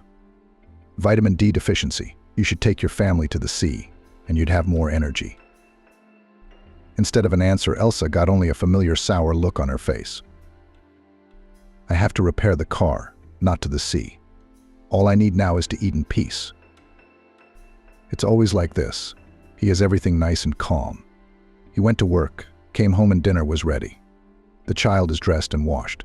Sit quietly, eat, and do not even try to solve family problems. Elsa took her daughter in her arms and went to the bedroom, not forgetting to slam the door loudly. "Honey, go play. Mommy needs to talk to Aunt Vivian." Elsa let her daughter go to the floor and pointed at the toys. "Look who it is. It's your favorite horse." Her daughter happily ran after the horse, and Elsa grabbed her phone from the dresser and dialed a message to her friend. "We had another fight. He won't even hear me. He says, 'Let me eat in peace, asshole.'" The reply came back a few minutes later. "Are you fighting again? Elsa, he doesn't appreciate you anymore. Have you thought about doing something about it? What can you do about it?" Elsa wrote, "Well, I'd go away for a couple days. Let him miss me first." That's a good idea, Elsa thought. But there's one problem, Maggie, the daughter, has no one to leave her with. And of course she can't be left at home with a busy husband. "Why, Vivian, can't you take her with you?" "That's a problem," replied her friend.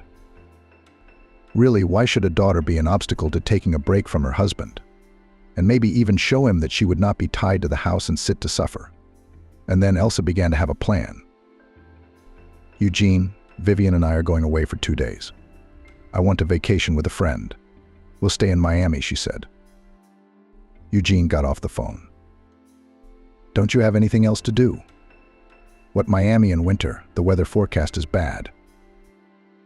"They say it's 25 degrees and I need warmth and fresh air," Elsa insisted.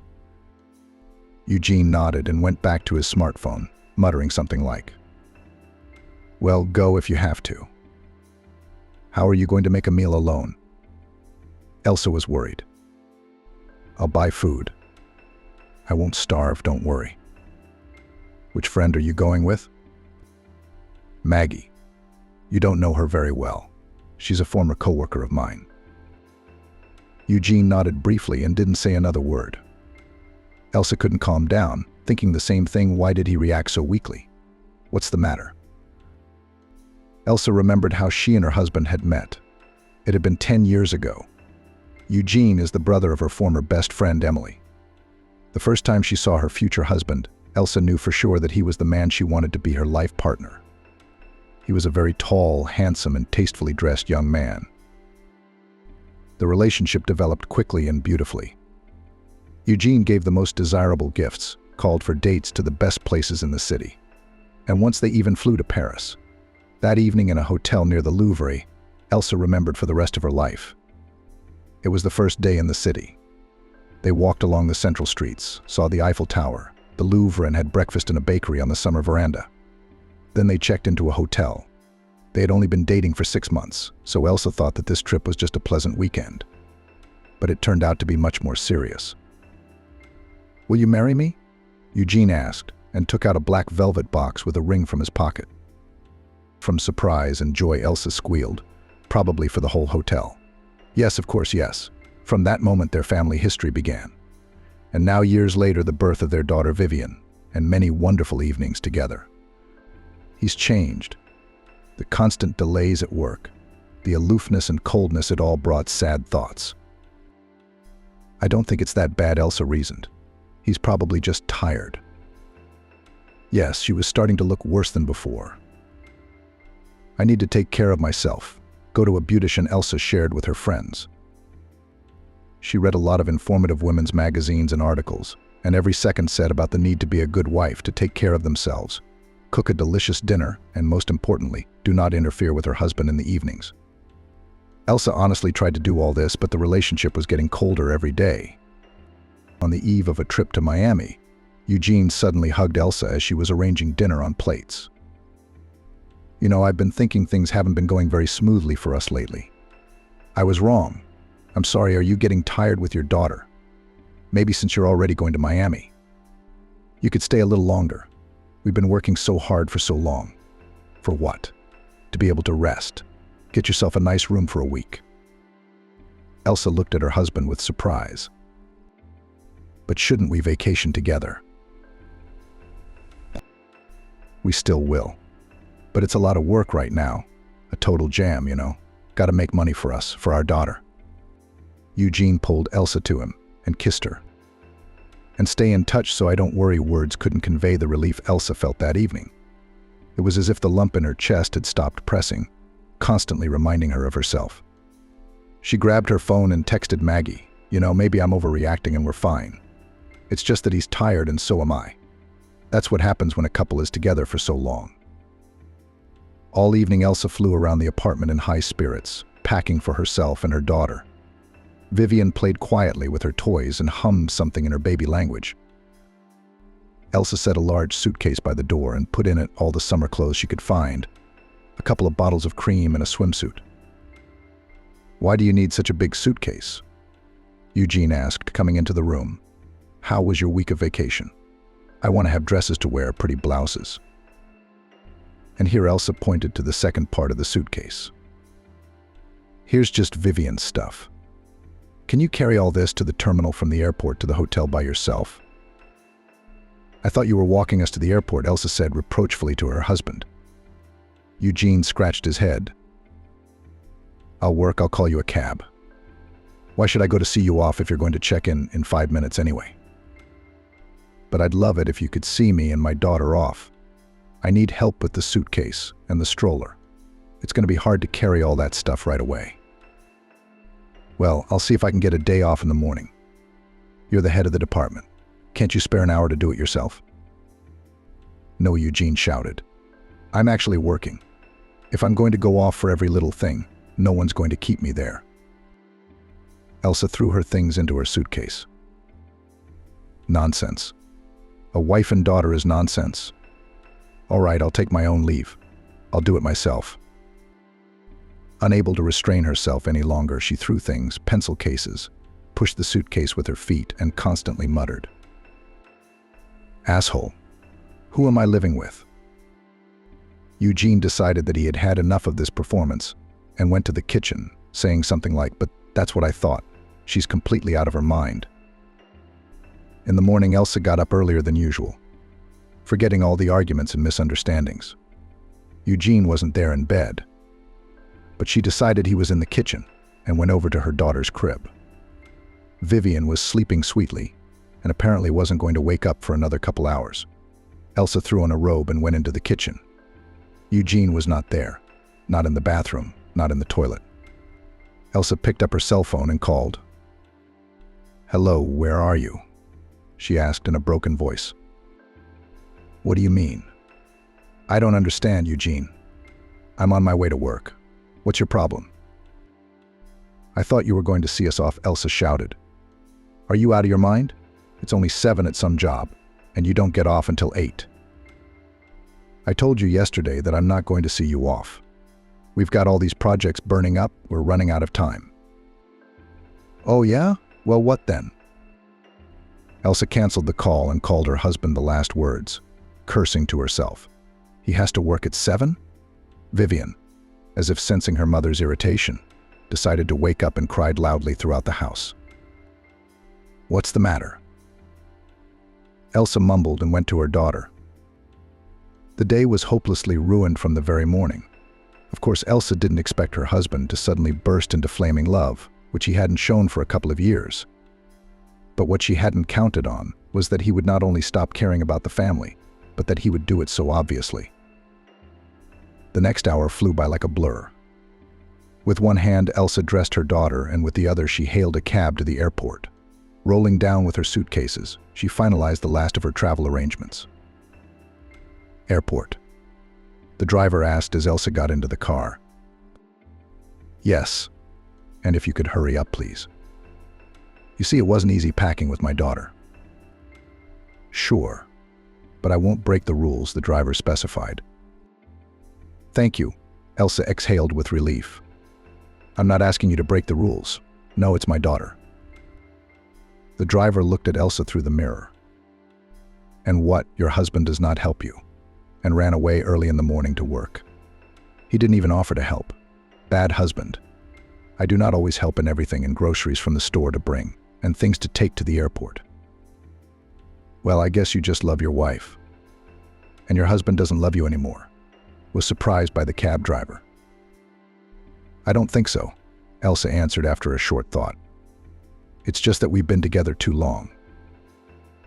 "Is it a difficult period for him or for you?" Elsa thought about it, and really, if you think about it that way, Eugene is doing fine. She was the only one who was worried all the time. The vacation season was just beginning, but the airport was already packed to capacity. The driver helped unload his things and wished Elsa good luck with her family problems. Then he drove away quickly, so as not to block the driveway. Elsa sat her daughter down and rolled her suitcases to the check-in area, typing a message for her friend Maggie. "I'm here. Have you arrived yet?"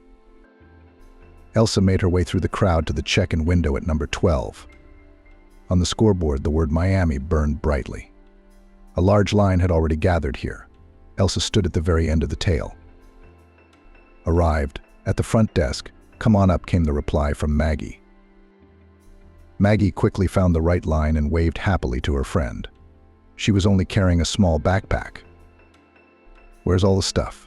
Elsa wondered. "So they are here, what there in Miami need?" "A swimsuit, shorts, and a couple of t-shirts." "And you took a whole suitcase?" Maggie nodded at Vivian, who was sitting next to her. "How are you guys doing?" "The old ones." "Better," Elsa admitted. "I've been carrying like a horse all morning. Vivian cries all the time, and Eugene refused to help with packing and didn't even see us off. His work is urgent, can you imagine?" "Do you want me to tell you the truth?" Maggie asked. "I don't like this whole thing. It's too weird, because a year ago he was practically carrying you around in his arms. Did he happen to have another woman?" "Oh, really? What girl?" Elsa shook her head. "He can't cope with his family." "Maybe that's why he can't cope," Maggie persisted. I don't want to spoil your mood. It's just so weird. Doesn't he pay enough attention to his daughter? But he's just tired. That doesn't make any sense. I don't think he's seeing anyone. He's at work all the time. And he says there's a lot of pending projects, and everything needs to be finished as soon as possible. Yeah, Elsa grinned. Men like to talk, tell a lot of things. It's very beautiful. I don't want to think about it now. Come on, it's our turn. Elsa went to the check-in desk and held out her passport. Your luggage? The receptionist asked. Yes, it's right here. Elsa glowered.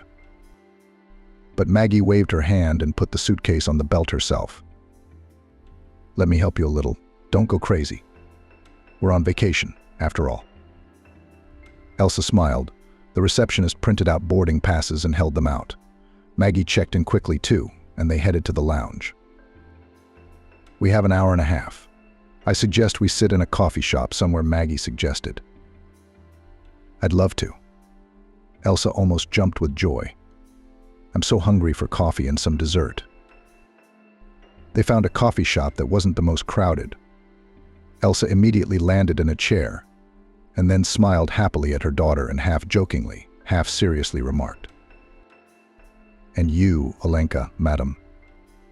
And well, you will be strong, sit next to me." Elsa sat her daughter next to her and took the menu. So, sweet dessert. Pavlova. That's it. Excellent choice. Maggie smiled. I'll have tea and Napoleon. Maggie looked at her friend while they were taking her order. Well, tell me in detail what's going on with you and Eugene. Elsa shook her head sadly. I don't understand anything myself, to be honest. A couple years ago, even a year ago, things were completely different. He was so kind, so understanding, he gave gifts. We traveled a lot, bought an apartment and a car together. And now he's not the same at all. We've stopped talking. He doesn't pay much attention to Vivian either. When I told him about the trip, he barely reacted and didn't even go to see us off. That's what made me the most suspicious. Tired is one thing, but not wanting to spend time with his family is weird. You sure it didn't seem to you like he was glad you were gone? Maggie asked. No, I don't think so, Elsa said. He might be glad he doesn't have to talk to me for a week, though. I just hope he misses me and we can fix things. The waiter brought drinks and desserts to the table. Anything else? He asked. No, thank you, Maggie replied. Let's hurry up and eat this and go find our flight or we'll miss our landing. Elsa nodded and sent the first spoonful of pavlova into her mouth. It was very tasty. Maggie quickly ate her Napoleon and cheered up. Did you know we have a whole week of vacation ahead of us? So forget about your Eugene and just enjoy life. Miami Sea, heat, paradise. I guess you're right. I've had enough. Elsa kissed her daughter on the nose, and she giggled happily. The flight went smoothly. Vivian slept, and Elsa looked out the window and listened to music, trying not to think about anything. Miami met the travelers with excellent weather. The thermometer showed plus 28 degrees. Wow. Maggie admired, taking off her sweater. Yes, it's summer here. Let's take a cab and go to the hotel. We need to get rid of all this stuff. Elsa admired the view, palm trees, the sun, the sea. One look was enough to feel the endorphins filling her body. I don't even feel sad, she said. This place is amazing. What did I tell you? Maggie laughed. The hotel where they'd booked their rooms was just like the picture, stylish, modern, with a luxurious lobby. The nice girl at the front desk quickly issued guest cards and showed them how to get to the elevator. Near the elevator was a huge mirror, and Elsa stared at her reflection in full height. Wow, I'm really messing myself up, she thought. My jeans are too tight on my legs and my hair. I should go to the hairdresser. It can't be the way it used to be. She'd always taken care of herself. I'd better get cleaned up. Masha, she turned to her friend, will find a spa in Miami. Smiled her friend. And what would you like? First to the hairdresser. I need a touch-up and maybe a trim. That's a good idea. Let's go today. I'll play with Vivian while you take care of yourself, okay? The room was once again more boring than imagined. 2 rooms, one for Elsa and one for Maggie. In the center of the room was a large table and beautiful chairs with green velvet upholstery. But the most important thing was not that, but a huge window that overlooked the sea. Elsa shrieked with delight and ran to open the windows to let the sea air into the room. "Now I'm just happy," she exclaimed. Me too. Maggie whirled around the room, putting things in closets and dressers. "Can you believe it? And we have a whole week. Okay, now give me Vivian and go change. Let's go for a walk right now." As if in response to this suggestion, Vivian laughed and clapped her hands. The first day of vacation stretched into 2 days. One began in the morning in her home apartment, and the second was like a part of another life that was just beginning. Maggie dragged Elsa around to every interesting place she saw. They started with a local store where they picked out a beautiful beige dress with a macrame-style cape. "Put it on right now. Come on, it looks great on you," Maggie exclaimed. "Great," Elsa said sarcastically and went to the fitting room. A couple minutes later, she came out in a new look. "It's gorgeous." And now to the hairdresser. The way to the salon lay through the main streets and the pedestrian alley stretching along the sea. At every step, Elsa turned her head around so as not to miss anything interesting. The bathing season hadn't started yet, but the center was already filled with tourists. Elsa admired not only the sea and houses, but also looked at beautiful people, men and women. She loved beauty in all its manifestations and admired those who found time and opportunities to keep a stylish look. "There's the barber shop. Come on," Maggie dragged her friend inside. "Decided that you want a bob," Elsa answered briefly, but after thinking she added, "and maybe some light chalking? Let's see what the hairdresser says." The salon smelled of flowers, mixed with hairspray and hair dyes. A short girl in a black apron came out. "Good afternoon. Can I help you?" "I'd like to do something with my hair, a haircut, and maybe remove some of this yellowing," Elsa said. The master looked at Elsa carefully. "We'll do everything. Have a seat in the chair," she said. "And you?" She turned to Maggie. "I'll just sit here with the girl," Maggie replied, sitting down in the chair and taking Vivian in her arms. Then she looked at Elsa. "Good luck." The hour in the chair went by quickly. Elsa looked at herself in the mirror. Now she looked like her old self again, a beautiful, well-groomed woman with bright hair and shining eyes. Elsa thanked the master and quickly took a selfie, then thought for a moment and sent it to her husband. "I wonder what he'll say." She got excited and got up from her chair. "Well, it's gorgeous. It suits you very well," Maggie exclaimed as Elsa came up to them. "Now let's go. We need to show ourselves and see the world." The day was coming to an end. Dusk was slowly descending on the city. Elsa and Maggie walked along the promenade and turned to the sea station with a tall spire that could be seen from afar. Then they went to the hotel. Vivian was very tired today. "It's been a long day," said Elsa. "Let's sit in the room, order some food," suggested Maggie. "Let's do it. I'm not Vivian, but I'm exhausted too. But tomorrow we'll have a full program. Have you already thought it all out?" Elsa grinned. A new message sounded. She looked at the phone screen. "What is it?" Maggie craned her neck. "Nothing," Eugene, Elsa replied. "He just wrote beautiful. I sent him a picture from the hairdressers." "That's it?" Maggie wondered. He hadn't written anything else all day? "Nothing. But that's not my problem now. We decided that I wouldn't think about him on vacation. That's the right thing to do. In fact, if I were you, I wouldn't write him at all tomorrow." Back at the hotel, Elsa put Vivian in her crib and quietly went into the other room. "Wow, she passed out fast. I usually put it off for half an hour," she said. "That's rough," Maggie said. "How hard can it be to raise a child?" "You don't say. But it's also a joy," Elsa said. "Okay," Maggie nodded. Elsa looked uncertainly at Maggie's friend. Let's think about what we'll order. Here's the menu. And I'm thinking about champagne. I'm on vacation. But I'm not alone. I'm not supposed to get drunk, said Elsa, but feel free to have one if you want. Come on, just one glass. You can afford a case. I deserve it, Maggie said. No, I'm not in the mood. But I would love a nice cup of tea. I think I'll have a couple hot dogs and some tea. And I'll get a bottle of wine and some grapes. It's vacation time, laughed Maggie. 10 minutes later, a waiter in a black suit knocked on the door. Good evening, your order, he said, bringing in a cart. Maggie set the plates and cups on the table. Do you have everything you need? The waiter asked. Yes, Maggie smiled. Except good company. The guy was embarrassed, coughed, and wishing her a good evening, hurried away. Well, now we're definitely resting, Maggie said. Elsa watched with tension as her friend emptied one glass after another and became more and more cocky. Will that be enough? She asked when Maggie had finished the third glass.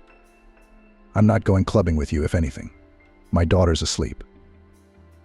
Oh, that's a shame. I was just going out for a nightcap. After all, life in a city like Sochi is just beginning. Maggie was upset. Don't be. Stop being such a boring bore. Take Vivian and let's go. She taunted Ilona. Are you crazy? Vivian is asleep, and I'm not taking her anywhere. Elsa cut her off. That's fine, Maggie waved her hand. She got up and went to change. Soon she came out in a black dress. Don't wait at my place until morning. I'm going to party hard. Good luck, Elsa wished her sarcastically, and closing the door behind her friend, lay down on the bed. She checked her phone. Not a single message, not a single call, not even a simple question about how she was doing. What was going on after all? Despite Maggie's assurances that she would be out all night when she wasn't there at 3 or 4 in the morning, Elsa was worried. Need to call her, or who knows where this one might have gotten herself into. However, no call was answered. But 5 minutes later, Maggie sent a selfie picture with a handsome stranger. Who the hell is that? Elsa immediately asked, and, after thinking, added, don't you dare bring him to our room. I won't. The answer came immediately. Don't be so narrow-minded. Max is a great guy. They won't let him in the hotel without you. Don't worry. What if Vivian cries? Elsa worried. Vivian whimpered in the crib. Elsa left the phone on the bed and rushed to her daughter. What's wrong, sweetie? Are you hungry? Elsa took her daughter in her arms, gave her water, and rocked her. Thankfully, it worked. Vivian closed her eyes again. Elsa realized she couldn't wait for her friend either, so she lay down next to her, and when she opened her eyes, the bright sun was already beating through the windows. A new day had begun. Elsa got up and immediately checked on her daughter. She was still asleep, twitching her arms funny. She must have seen something interesting in her dream and wanted to grab it. Elsa smiled and went to the kitchen to make coffee. Suddenly, there was a knock on the door. Open up, it's me. Maggie's voice rang out. Well, she's finally back, Elsa thought, and opened the door. On the threshold stood her friend, tired but quite happy. She had taken off her high-heeled shoes and was holding them in her hands. Hi. Did you sleep well? Not very much, Elsa answered. I was worried about you. You shouldn't have been. I'm fine, Maggie replied. She stopped and inhaled the aroma with pleasure. Oh, this coffee smells great. I'll get a mug. Go ahead. I made enough for 2. Maggie nodded happily and, swaying slightly with fatigue, walked to the bar and climbed onto a high stool. Taking a sip of the invigorating drink, she exclaimed, You have no idea who I met. I'll tell you all about it. Don't shout like that, please. Elsa begged. Vivian is still asleep. Oh yes, sorry. Anyway, listen. I went to one of the most popular local bars. I just wanted to sit, relax, look at people. And this man came up to me. Very handsome. You have no idea. We got to talking. He said he doesn't usually do this, but he wanted to meet me for some reason. Anyway, he's really cool, and he works as a director somewhere. I didn't ask for details. But if he's a good guy, I'm happy for you, smiled Elsa. However, I would not be in a hurry to make any conclusions about him on the first day of acquaintance. I'm not in a hurry. You should see how attentive and caring he is. So sweet, just like my Eugene a few years ago, said Maggie. Yes, said Elsa. Well, yes, said Maggie, embarrassed. But that doesn't mean he's going to be like that. And by the way, I left out the most important thing. He has a friend, and he's not married. I suggested that Max take him with him tonight. And you can come with me too. We'll have dinner at a great place. No way. Where are we going to take Vivian? Elsa was surprised. I told them you have a daughter and they don't mind. So we'll take her with us. Have you ever thought about the fact that I'm actually married and I'm not going to meet anyone? Elsa got angry.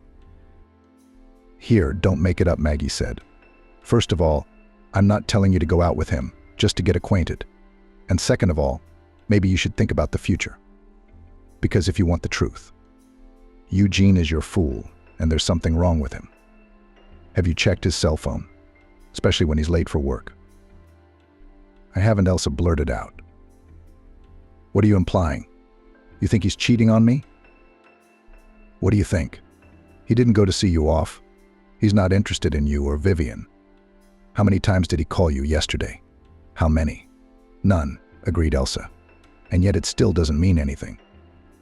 I didn't notice anything suspicious, no traces of lipstick, no scent of perfume, no calls in the night, nothing like that. Well, then he's hiding well, or he's just tired. Maybe the spark between us is gone. We have to rekindle it somehow, Elsa said thoughtfully. But Maggie almost giggled, but held back. Then she said seriously, Elsa, you are such a beautiful, intelligent woman, and your husband does not appreciate you at all. Let's go to dinner. You don't have to go out with anyone tonight. You don't even have to book a room. We'll just expand our social circle. You know, a network of acquaintances is a very useful thing. Okay, Elsa agreed. I just won't wear the same net dress we bought yesterday. It's nice, but it's for a walk on the beach, not a restaurant. I don't care if you wear a sweater and tights. But I can get you a dress. I have one that would be perfect for you. Blue, evening. Elsa tried on the dress. It fit her perfectly, as if it had been made for her. She looked at herself in the mirror and smiled, a slight blush immediately appearing on her face. Yes, definitely a vacation. A trip to the hairdresser and shopping could do wonders. Elsa took out her makeup bag and lightly tinted her eyelashes. Suddenly there was a message on her phone. Hi, how are you? Have you finally decided to inquire? Elsa said and quickly dialed. Everything's great. We're going for a walk. You'll be in Miami until Sunday, right? Yeah, I'll fly in Sunday at 4 p.m. Why?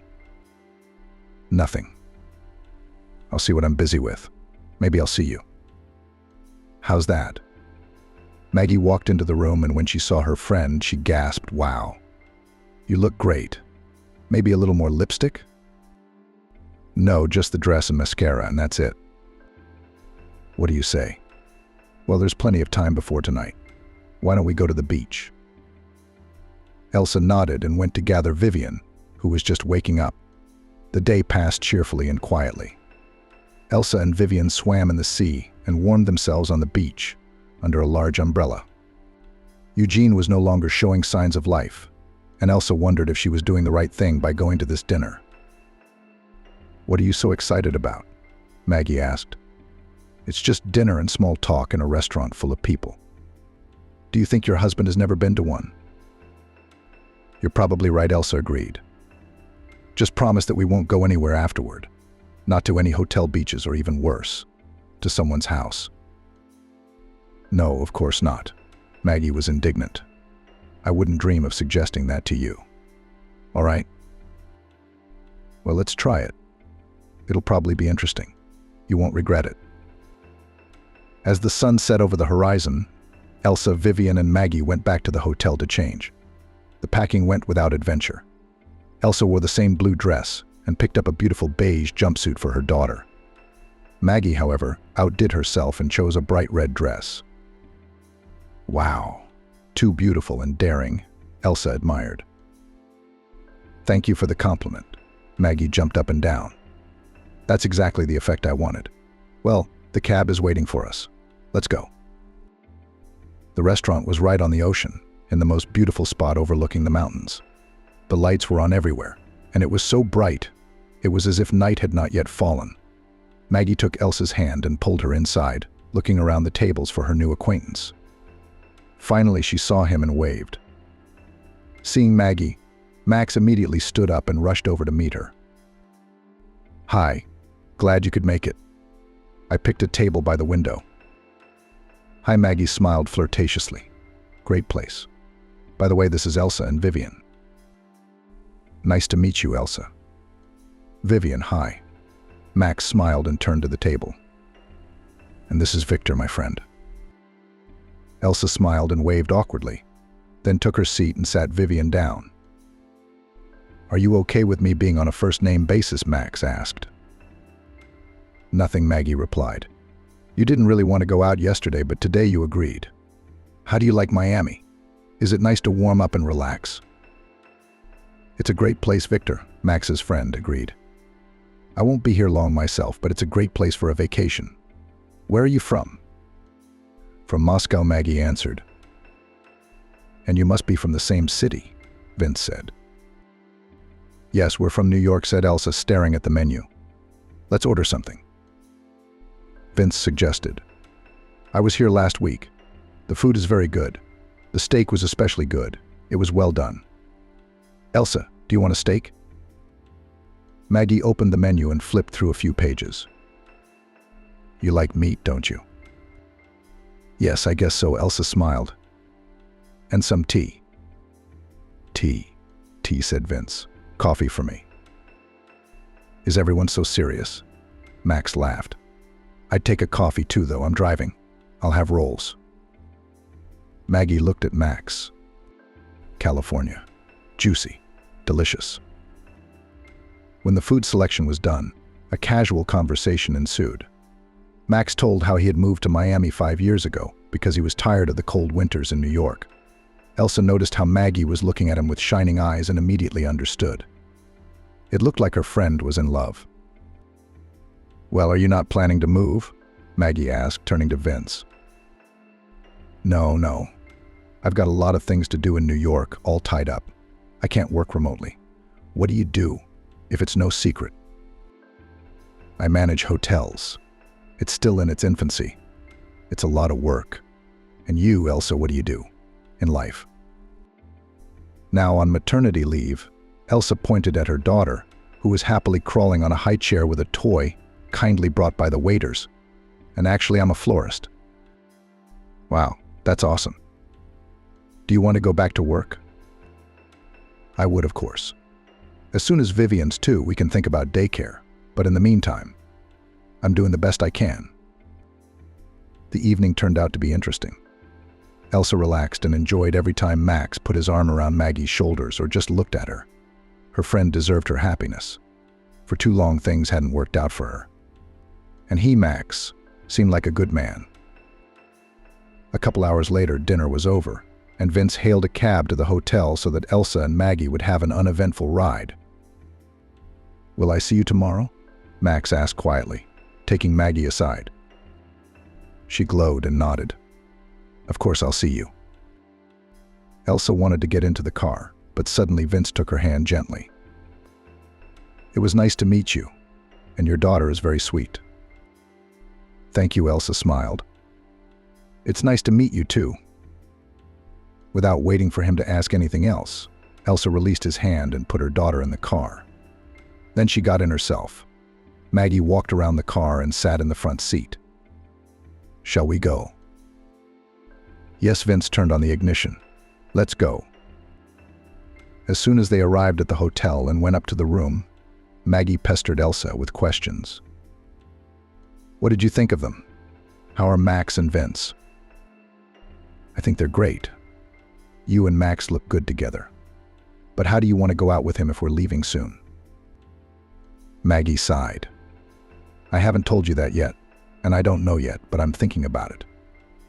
In general, I want to stay in Miami for at least a month. There will be seen. Elsa stared at her friend in surprise. Wow. And you did not rush to tell me this. And where will you live? First, I'll rent an apartment, and then maybe Max will offer to move in with him. And if he doesn't?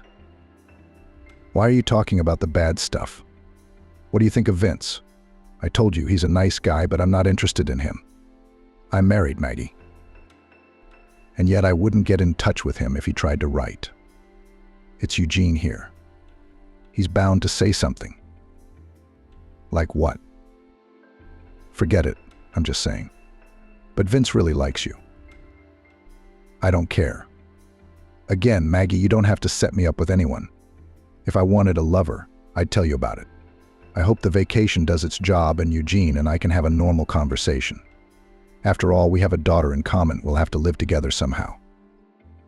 Suit yourself, Maggie said as she went to her room.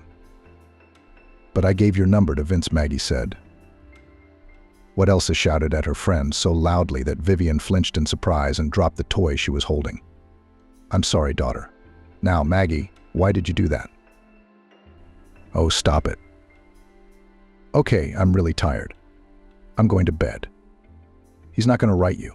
You didn't even say goodbye to him. Is that okay? Forget it, Maggie closed the door behind her. Elsa was seething with indignation. She took her daughter in her arms. It's time for you to go to bed too, sweetie. Aren't you hungry?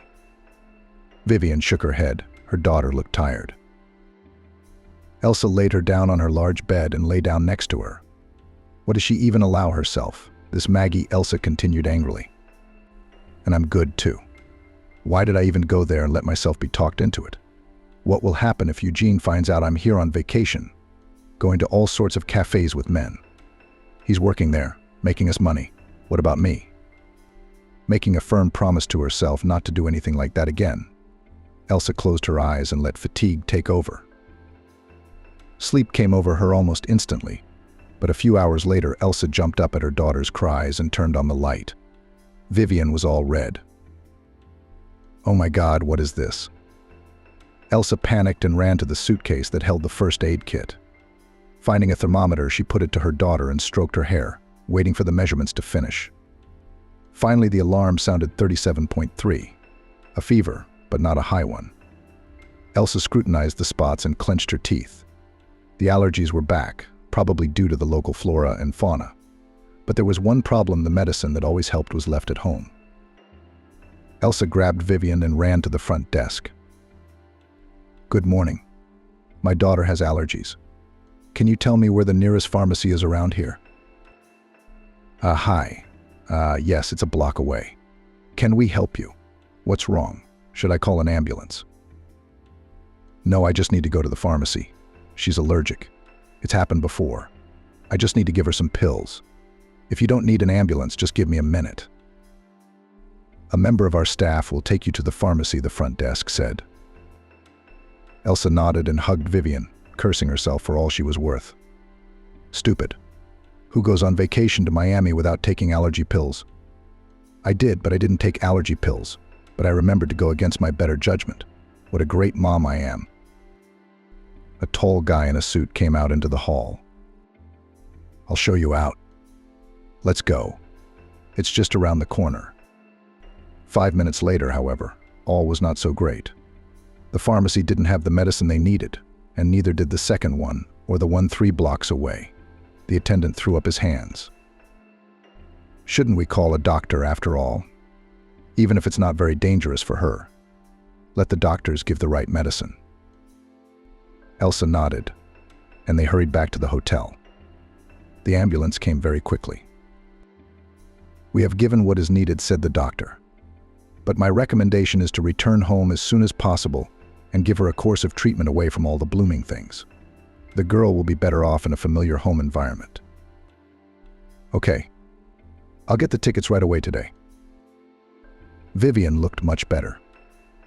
But Elsa wasn't going to put it off. She returned to the room and ran into a perplexed Maggie. After quickly describing the situation, Elsa said, "I'll get your things together." Panicked, Maggie said, "And you take the tickets. Now go to the airport, and in 3 hours you will be home." The flight was uneventful. Vivian slept in the seat, and Elsa, finally calmed down, flipped through a magazine, not forgetting to glance at her daughter every now and then. When the plane landed, Elsa called a cab and hurried home. In this turmoil and worry for her daughter, she did not even think to warn her husband about her return. It was only outside the house that she remembered that she hadn't told him anything. "It's only 4 o'clock. He's at work. I'll pull everything up, write a message, have him call the clinic, and get Vivian in to see the doctor." Elsa stepped into the elevator and pressed the button with the desired floor.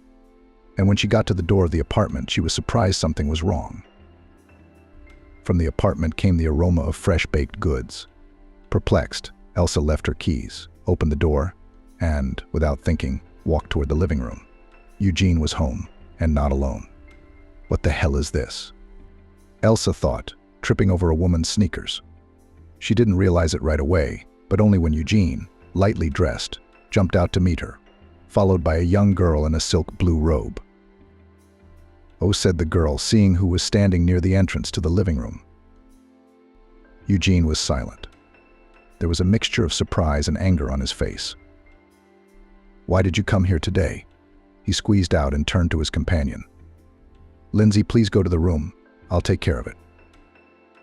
Elsa pushed her husband into the room and followed to put Vivian in the chair. Then she turned around and blurted out, "What the hell is going on here? Are you out of your mind, bringing this one into our house, into my house?" "What house?" Eugene asked in a surprised tone. "Is this your house? I thought it was mine, because I bought it with my own money." Elsa had forgotten all the shock she had experienced. She couldn't say a word. She sat down on the edge of the couch and stared into the void, hoping that everything was just a stupid dream. Maybe she hadn't left Miami yet, and was just sleeping after hours of walking along the waterfront. Elsa rubbed her hands, pinched her palms with the tips of her fingernails, and realized no, it was all true. The awful truth. And Maggie had warned her that something was amiss. Why hadn't she believed her? Why did she think things could still work out between her and her husband? "All right," Elsa said with difficulty. "If that's the case, go away.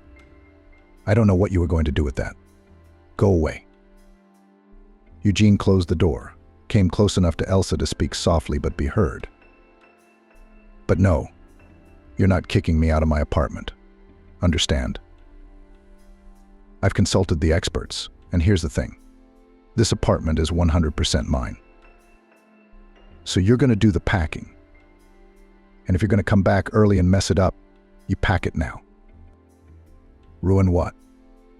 "Actually, Vivian got sick. Allergies flared up. So we got here early. And you know what? I'm glad I came. How long have you been?" Like this, lying to me, Eugene ignored the question. He was worried about something else. Take Vivian and leave.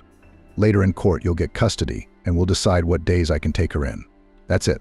There's nothing more to discuss. What are you sitting around for? Get your ass in gear." "I'm not going anywhere. My daughter's sick. She needs to see a doctor. It's evening outside. Where are we going now?" "What is she sick with?" Eugene looked at his daughter. She's sitting there smiling, but look at her face and hands. "I'm not looking anywhere. Don't you dare manipulate that child. I won't let you. I told you, if you're still here in half an hour, I'll give you a hard time. Go." Elsa shouted angrily and went out into the corridor where the suitcase stood. Eugene's girlfriend also decided to have a say in the family squabble. "Actually, it's your own fault. You didn't pay attention to him at all. You forgot he was a man. Look at you. You hear me, you little brat? Get out of here and don't write." Elsa couldn't stand it. "How old are you anyway? You gonna tell me what to do? You think you're gonna live with Eugene? No, I don't think so. I'm not gonna give you a quiet life." Elsa took her daughter in her arms and rolled the suitcase up the stairs. She was followed by the unhappy cries of an aggrieved mistress. If you interfere, I'll tear your hair off." "Or I you," said Elsa and hurried away to the elevator. Eugene slammed the door loudly, and in the silence of the elevator, Elsa could clearly hear their conversation. Eugene was trying to calm his maiden, promising her that it would never happen again. And she, Elsa, was no longer an obstacle. Let that bastard never even dream of peace. I'll be a nuisance. And what a nuisance. She was angry. What to do now? Where do I go? Maggie's still in Miami. Another friend with a small child lives in a studio apartment. We can't go to their place. Her parents are in another city. Elsa went outside and sat down on a bench, then picked up her phone and dialed her friend. Maggie didn't answer right away, and it was hard to hear her. There was music blaring in the background. "Get away to a quiet place," Elsa yelled. "I'll be right there," Maggie replied. "What's wrong?" "Is something wrong with Vivian? How was your flight?" "No, not with Vivian, with Eugene." Elsa told everything, and Maggie was shocked by what she heard. She was silent, unable to find any words, and then she blurted out, "There he is." "But where are you going? Why did you even go out? It's your house, too." "I couldn't stay there with him." And Vivian was freaking out about the scandal. And Eugene said something to me that the apartment wasn't even mine, that he'd talked to some specialists. And then there's this, you have a minor child. So that's it? Go file a report, and I'll find a place for you to stay tonight. I'll call you back as soon as I find something. I'm not going anywhere. I'm tired. Vivian needs her pills, and I forgot to take them. I'm just going to sit here on the bench. You have a daughter in your arms. No bench. Maggie said, "Wait, I'll book you a hotel room and a cab. You're at your house, not mine anymore. Wait, the car will be here in a minute. I'll call you back." "Go on, hang up." Elsa didn't know how much time had passed before the call rang. Reluctantly, she picked up the phone and whispered, "I'm listening." "Toddy." "Elsa, there's a cab coming. Get in. The driver will take you to the hotel. Do you have your passport with you?" "Yes." "Good. So there won't be any problems at check-in. You'll have a room for a week so you can recover a little, and then you'll think about what to do next. You understand me?" "I'll come over tomorrow. Stay with you. You've got Max. He'll be fine without me for a couple days, and you need support. Oh, I got a text. The car's in the yard." A cab did indeed come by. "Yeah, okay, I'm in. Thank you for your support, Maggie. I didn't expect it." "Oh, come on. It's going to be okay. You'll see." "No, it's not going to be okay. It's going to get better. That Eugene will regret everything, but it'll be too late." "All right, go, we'll talk again." It wasn't until the hotel that Elsa realized what had happened. Now she was overcome by a wave of anger. She rushed around the room like an angry cat and scolded her husband with the last words. "That's it. How long has he been with that young fool? So he doesn't need his daughter, he doesn't need his wife either. He's decided to take the apartment for himself. It's not going to work. We should go to a lawyer. His daughter won't be left on the street, despite the nightmare." Vivian was feeling better. Elsa managed to go to the pharmacy and find the right medication to replace the ones left at home. And in half an hour, the redness of her skin had gone away. Vivian played enthusiastically with the cubes, only occasionally giving voice. Suddenly, the phone rang. A message from her husband: "Tomorrow, come to the address I've left below. It's my lawyer. We need to solve all the issues with finances and the apartment, not counting on being able to use the child and take everything away from me. I'm not some fool. You can't do that. V10 00. I'll be waiting in the lawyer's office." "You won't make it," Elsa said aloud and forwarded the message to Maggie. Her friend answered very quickly, "I'm already at the airport. I'm on the bus to board. I'll be there soon. You're not going to see any lawyer alone. Don't even think about it." That's what he came up with, genius. He doesn't even think about his daughter. But we'll show him. And a few minutes later, I'm flying out. Don't worry. Although I understand how shocked you are now, but everything will work out. I'll be at your hotel soon and wait for you." Kisses, hugs. "Hang in there," Maggie said. A few hours later, she was sitting at a table in the hotel room across from a crying Elsa, comforting her as best she could. It was obvious. Elsa lamented. He stayed late at work, sometimes even on weekends, saying that there was an urgent project. And the way he talked to me. Why didn't I notice everything? "No one wants to believe bad things," Maggie said. "Do you think I've never been wrong? Look at Nigel. I had an even worse boyfriend. The only bad thing is that you have to live somewhere, and please don't be a fool not to give in to him. You should get everything for you and your daughter." "You still need a place to live?" "Yeah, but," he said, "I don't even have to count on it." "Did you sign any papers? Maybe he made some kind of a mess of things. What's the deal with the apartment? Who owns it?" "He is. It's complicated. His mom bought it and gave it to him." "What do you mean, Mom?" "I don't understand," Maggie said. "You bought it before Vivian was born, didn't you?" "Yes, but he took it over. I was stupid and naive. I didn't even think about arguing with Emily." Maggie jumped up from the table and waved her arms furiously. "What are you saying?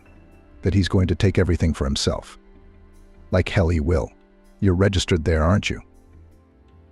"No. Like Vivian at my parents'. He kept promising that he was about to sign her in, but he never did. We had a fight or something. So here's the result." "Girlfriend, are you out of your mind?" Maggie couldn't calm down. She'd sit down in her chair and then jump up again. "He looks like a cranberry in the snow. This is crazy. I'm going to text Max right now. I think he's got a friend who's a lawyer. Not Vince, another friend. Maybe he can give you some advice." "No, don't," Elsa objected. "Do you want to defend this scoundrel?" Maggie was indignant. "Not at all. You must take everything you can from him." However, it was easier said than done. The next day, Elsa put on her black suit, which she had taken on vacation for some reason, and so it was kept in her suitcase. She gathered her hair into a high ponytail and dressed her daughter. "I'm ready, I guess," she said. Maggie met her at the exit of the hotel. Her friend was dressed businesslike, too. A strange man was standing next to her. "Hi, this is George," Maggie introduced him. "He's a lawyer. Well, now let's go." Eugene was already waiting for Elsa in the office and was surprised when the whole crowd entered the office with her, the lawyer, Maggie with Vivian in her arms. He got up from his chair and stared at his wife with a displeased look. "Who the hell is that?" he asked. "It's a lawyer," Elsa said arrogantly. "Why? Why did you bring your daughter here? Do you think you'll get something through her?" "I don't think anything. I had no one to leave her with. But here we go. What did you want to tell me?" The lawyer on Eugene's side, a tall blonde in a tight skirt, smiled wryly before proceeding to read out the documents. "So let's start on Eugene's side.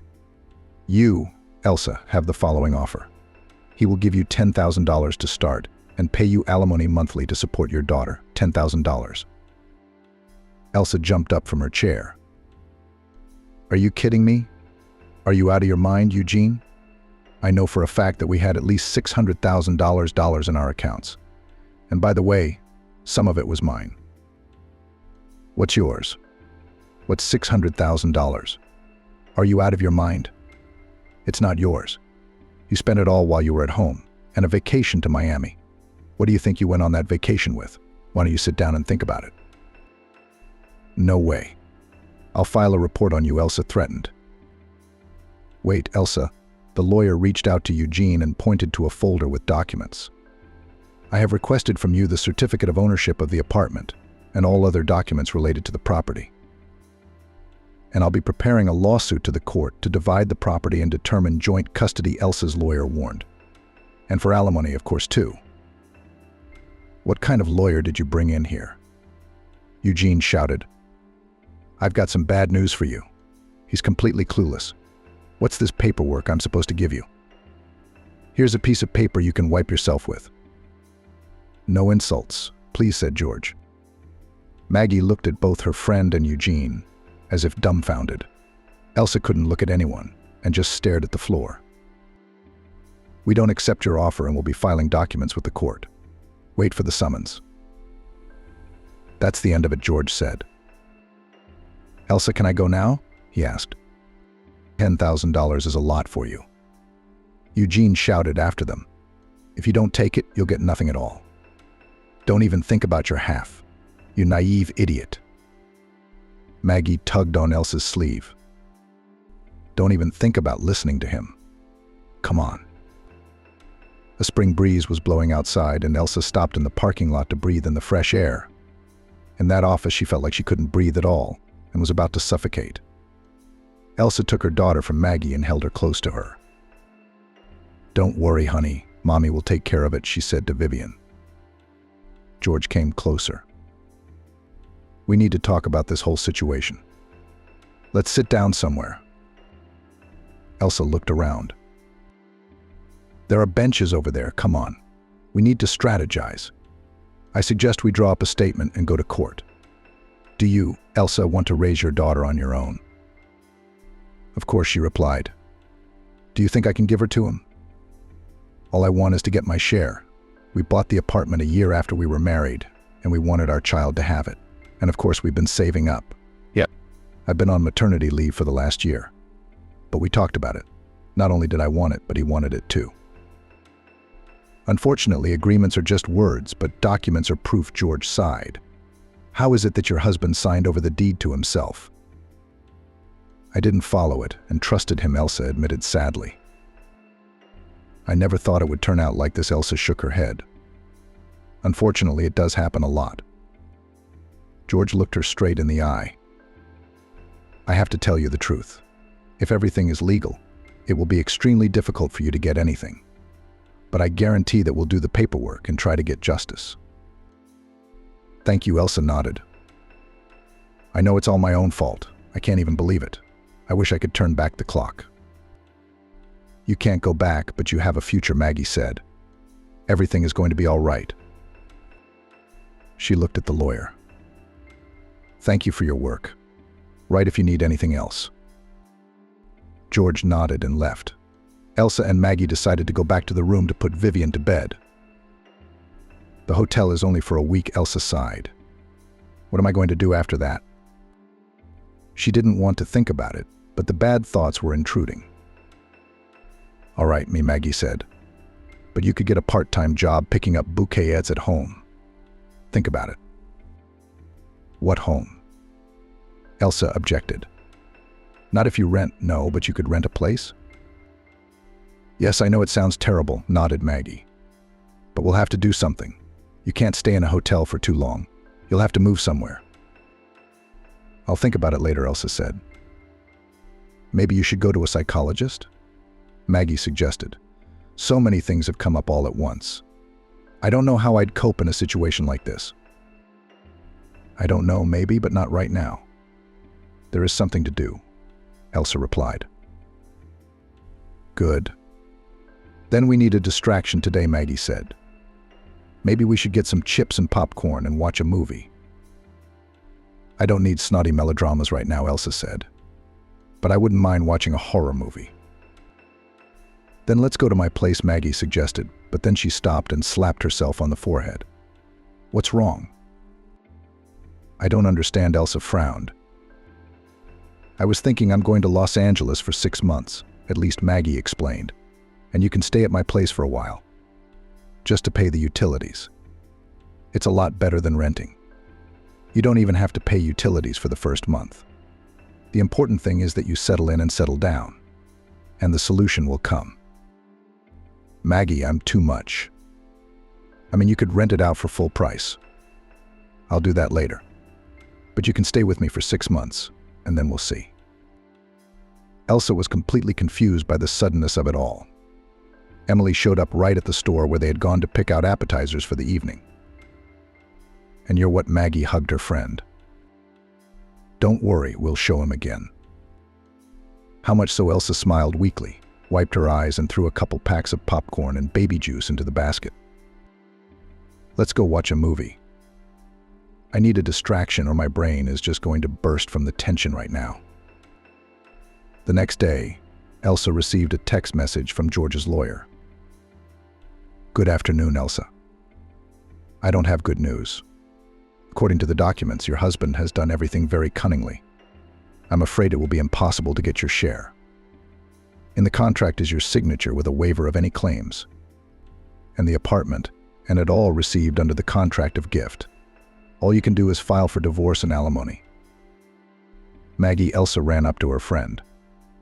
Look, finish reading the message. Maggie stood with her lips pressed together and looked at her friend gloomily. I don't even know what to say. When did you manage to sign a waiver? There's no way I can figure that out. He said something about it being easier to formalize, and I felt like everything that was going on wasn't true. It's just a very bad dream, and she's bound to wake up. Reality intruded on that dream in the form of a text message. So happy now. Would have taken your 10,000 and run. That's it from now on. Don't you dare call me. Don't interfere with my life. What about your daughter? Elsa replied immediately. The court will set a schedule. I'll be taking her to my place. That's great. Isn't it? Elsa declared. So I'll raise her, take her to daycare, feed her, clothe her, and do homework with her. And what, he's going to take her away for a couple weekends? That's just swell. What an asshole. Maybe I should try to make it so he can't see her. What does a child need a daddy like that for? Vivian's not guilty of anything, and he is her daddy after all, Maggie remarked. But somehow I don't think he'll take her. Elsa frowned. That girl of his is hardly likely to want to babysit, and I won't trust her with my daughter. That means he'll have to send her away for the duration of Vivian's arrival. I don't think he'd go for that. Yeah, Maggie nodded. It's getting more fun by the minute. I can stay with you as long as I need to, of course. I wanted to go back to LA in a week. Can you bring your stuff? I don't have much here at all. I'll put everything in a suitcase from the closet. Thanks. Elsa shook her friend's hand. You've just saved me. You could have done a fine job yourself. But why, when you can make life easier? So never mind. I hate him. Maggie sympathized and hugged her friend, then went to make coffee. The days flew by one after another in a hectic rush. The papers, the application, the care of little Vivian, Elsa's daughter. It seemed as if it had just been Monday, but it was already Friday. Sometimes she felt like she couldn't take it. And Elsa, after waiting for her daughter to fall asleep, would sob in her chair for hours. But in some moments the sun peeked out from behind the clouds and gradually a plan emerged. A month had passed since Elsa had returned home and discovered her husband with his mistress. She was still sad about it, but she could breathe freely and even dream. Elsa moved all her and her daughter's things into Maggie's apartment and even managed to set up a home, which was so necessary now for both her and her daughter. Difficult days came when it was necessary to go to court to sign a lot of papers and agreements to talk about something, to explain. Each time Elsa felt like a little girl who had made a huge mistake. When all the litigation ended, the now ex-husband was only to pay alimony. The amount was small, but it was enough to feed herself and her daughter and start looking for a job. I'll spend more on a nanny than I'll earn, Elsa lamented in a message to Maggie. What's the point of that? I'd rather save money and think of something else. Maybe even try to save up a little, Elsa pondered. One evening, that long-awaited idea popped into her head. She grabbed her cell phone and dialed her friend. Maggie, what if I don't go to work and pick up the bouquets myself? You said something about it, but I didn't realize how to do it. Now I'm enjoying it. I can buy some flowers, put together different bouquets from them and take pictures for social media. In case someone buys some. Yes, that's exactly what I was talking about. And you won't need a babysitter. And you have a 2-door refrigerator. There's plenty of room for food and bouquets. Then I'll start right away. I've only managed to save a little, but it's enough. The important thing is that it works. It might not work, Maggie pointed out. But at least you'll know you tried. And that's very important. And by the way, I have news. Max has asked me to move in with him. Can you believe it? I didn't even hint at it myself. Yay. That's great. Congratulations, Maggie. May everything work out perfectly for you. And it will when you start picking bouquets. I'm going to go to the store right now to get flowers. Don't forget to send a picture. Good luck. Before her maternity leave, Elsa used to love what she did. She came to the flower shop before everyone else, changed the water in the vases, and collected the first bouquets for those who would come very soon and wanted to choose a gift for their loved ones. Elsa was very much loved in the salon and considered a talented florist. But in the 5th month of pregnancy, she had to go on maternity leave in order to carry her daughter in peace and not to carry heavy armfuls of flowers and vases filled with water. And now, after all this time, she has her hands on flowers again. A graceful bridal bouquet of white roses formed as if by itself. Elsa inhaled their fragrance, took a few photos, and then, without wasting time, posted them to her accounts.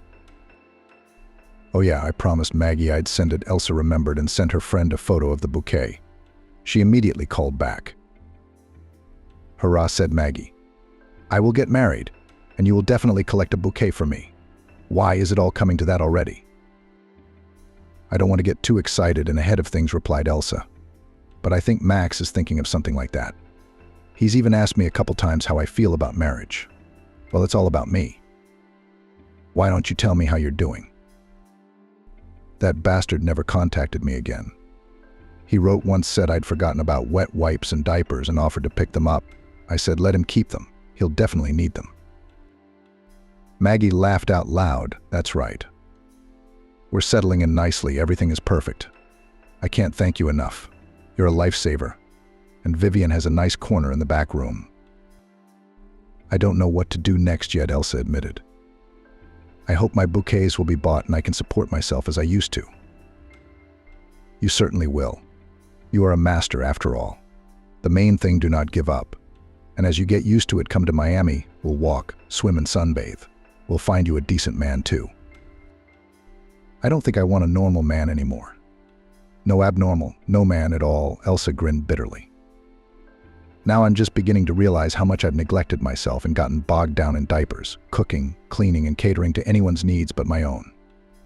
You have no idea how wonderful it is to have croissants and coffee for breakfast, and not to think that this monster needs meat sandwiches, and he eats porridge, but he doesn't want to cook it himself. So I ran around like an idiot, cooking. But he figured it out quickly, and he's been withdrawing the money to his account. I didn't tell you. Turns out he was making a lot more than he said. A lot more. And he'd been saving it all while my maternity pay went to baby and food. But where was he saving it? Into Mom's account. For otherwise all the funds would have been divided in half. I don't know, Elsa replied. They didn't tell me where exactly, and I don't want to know. It's an idiotic situation. I can't tell you how angry I am at that, Eugene. But I learned your lesson too. No signing a piece of paper believing in a bright future. None. I agree, Maggie nodded. I still can't sleep well. Divorce and breakups are painful, unpleasant enough as it is. But when something like this happens, maybe in this case it's for the best though. You know, I'd still be sad for him and suffer.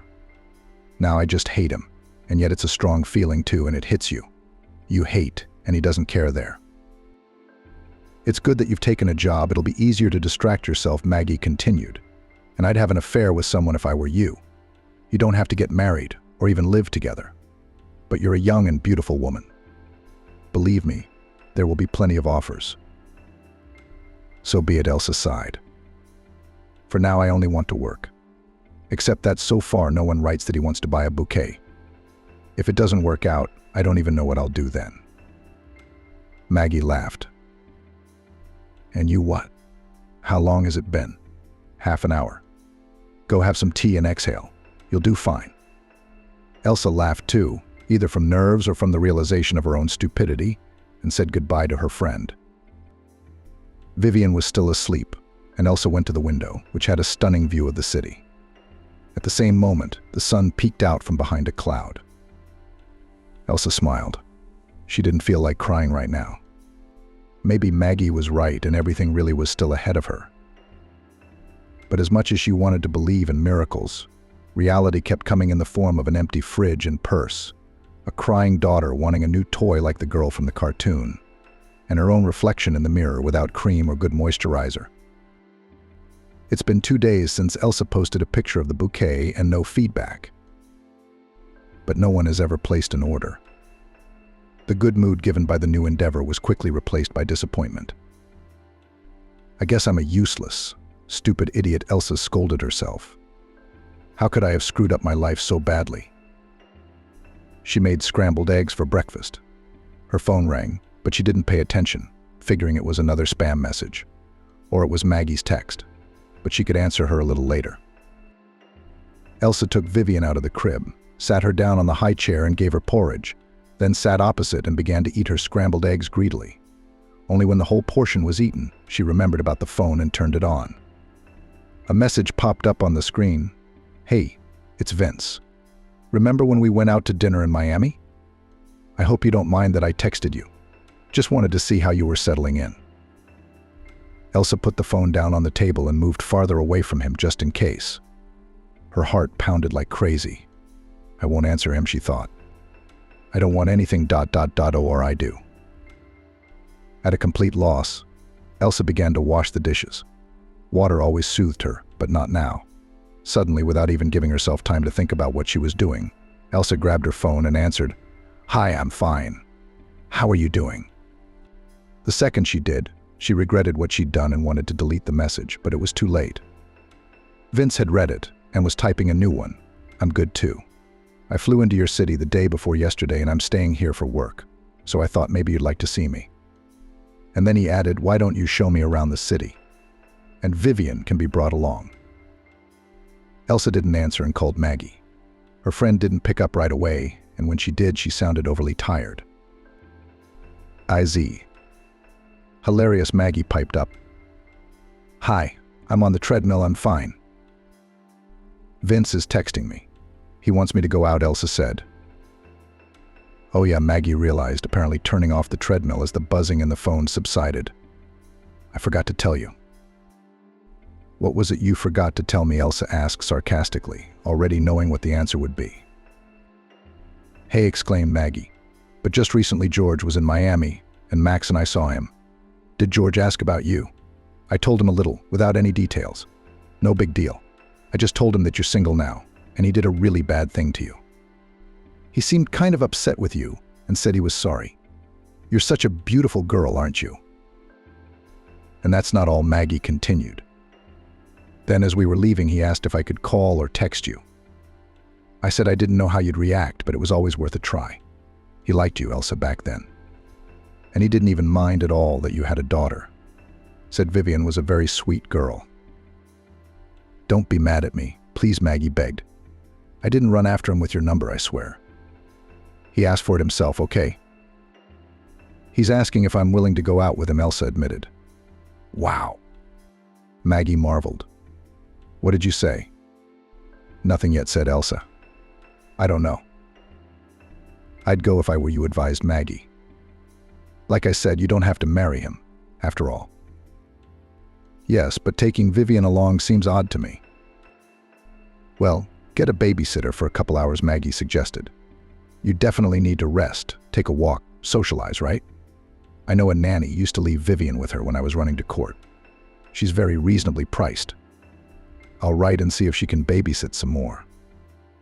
Hurrah, squealed Maggie. Good luck to you. Be sure to tell me later how it went. The babysitter was free, and Elsa finally decided to answer Vince. Can we do it today or tomorrow? Not without Vivian. I've decided to leave her with the nanny. The reply didn't come right away, but when it did, Elsa smiled. I'm glad you said yes. If you can, let's do it today. I'll pick you up at 6. It was a few hours before 6, and Elsa scurried around the room, going through the children's toys and picking out her outfit. Costumes had to be picked up at once. She wanted to look delicate, feminine. Well, these dresses that she had left much to be desired and did not fit at all. And so, when all the contents of the closet were scattered on the floor, Elsa finally came across the dress hanging farthest away, blue, up to the knees. How had she forgotten about it? Elsa immediately tried it on and admired herself in the mirror. She could walk in it without worrying that someone would look askew. At 5 o'clock, the nanny came, and Elsa told her about her daughter's new skills. Don't worry, the nanny assured her. We'll have a great time. Won't we, Vivian? Vivian nodded happily and pulled the nanny to look at the new toys. Elsa finally had time for herself and ran to the bathroom to style her hair and put on makeup. She decided to limit herself to a minimum of makeup so as not to look too dressy, and in a few minutes she was ready. 5:55. Vince called to see if Elsa could come out now and said he was waiting for her downstairs by the front door. Not believing this was actually happening, Elsa kissed her daughter on the cheek and told her to behave. Then she hurried downstairs. Vince was standing near the door, and when he saw her, he went to meet her. "Hi," he said, smiling. "I'm glad you said yes."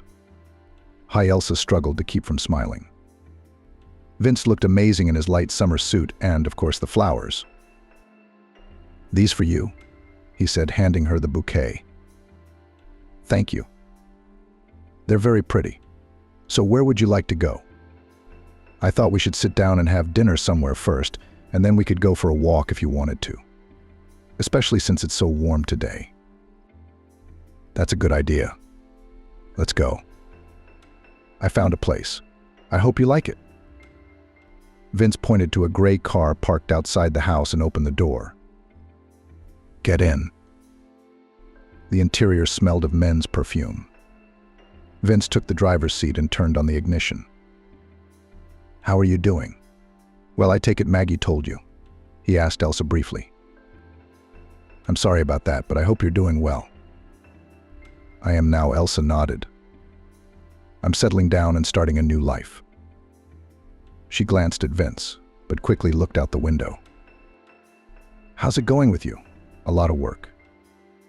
"I didn't come here for nothing. We're starting a new project, so you're not going to New York for a while?" "No, I'll definitely be here for a while. I have to open an office from scratch, get everything up and running." "Great." Elsa nodded, not knowing what else to say. They drove in silence for a while, discussing only minor things. But then Vince stopped the car and said, smiling, "Here we are." He got out and opened the door, holding out his hand to Elsa. "I didn't tell you that you look beautiful, by the way." Elsa blushed and held out her hand in return. "Thank you. I'm very pleased to hear that." The cafe was very cozy and quiet. The first awkwardness after the meeting had passed, and Elsa was finally able to talk about her life. Of course, without going into details. "Now I want to go back to floristry," she finished. "It's not easy, of course, but I think I can do it." "Somehow I don't doubt it," said Vince. "Can you show me pictures of your work?" Elsa nodded and found the portfolio page on her phone. Vince flipped through the photos for a few minutes, then pointed to one bouquet of flowers. "Oh, we're going to need these. We can talk about me keeping the order later." "But no," Elsa said worriedly. "You are an acquaintance, but purely to be supportive." "I certainly want to support you, but I wouldn't order anything if I didn't need it. We just want to decorate the hotel lobby with dried flowers. Your flowers will be perfect for us." Elsa was confused. "But then I'd be more than happy to work." "Sure, we'll discuss it later, when you're ready." Vince nodded and added tea from the huge glass teapot. "What are your plans for your life? What are your dreams?" "Well, I want to open my own flower shop someday. It's a long way off now, of course, but I hope it will happen someday." "And you?" Elsa asked. "I've always wanted to travel, but so far I've only been to 3 countries. My work requires my presence, and I cannot leave for a long time. But I believe that one day I will organize my work so that I don't have to come to the office every day, and I will go on a big tour." "That's very cool." Elsa marveled. "What kind of vacation do you like? Active or one where you just lie on the beach?" "Well, you can lie on the beach with a beautiful girl," said Vince, winking. "But active. I like to go to ancient cities and study architecture. You know how many of these houses are still standing, built hundreds of years ago. I guess I'd like to see them all." "Old houses attract me too." Elsa nodded. "I haven't been abroad much, but I've been to Boston. I've been there." "Is it not far from here?" "Yes, it's not far," Vince nodded. "There's a lot to see." Of course, there is. Elsa agreed. There's an old neighborhood and some historic houses. In fact, it has the oldest apartment building in the country. Elsa found pictures on the internet and showed them to Vince. He almost clapped his hands together. It looks very interesting. How about we go there together if you like Boston? I like it a lot. But what about Vivian? You can't go without her. It's one thing to leave her with a babysitter for a couple hours. I wouldn't dream of suggesting that you leave your daughter at home, Vince said with an embarrassed smile. Of course we'll go with her, but if you agree, then I'm okay with it. Tomorrow. What is tomorrow, Sunday? Can we make it a trip? It was amazing how easy and relaxed they were now. At first, Elsa was afraid to put an extra word, but now willingly supported the conversation and even agreed to the trip. I can imagine telling Emily about this. She laughed softly. I can imagine her sending me selfies of herself with a happy, amazed face. Looks like she was already trying really hard to set us up. The story could go on. I think Emily was being very modest, Vince grinned. She just slipped a slip of paper with your number on it into my pocket. Elsa laughed. I'm kidding, Vince continued.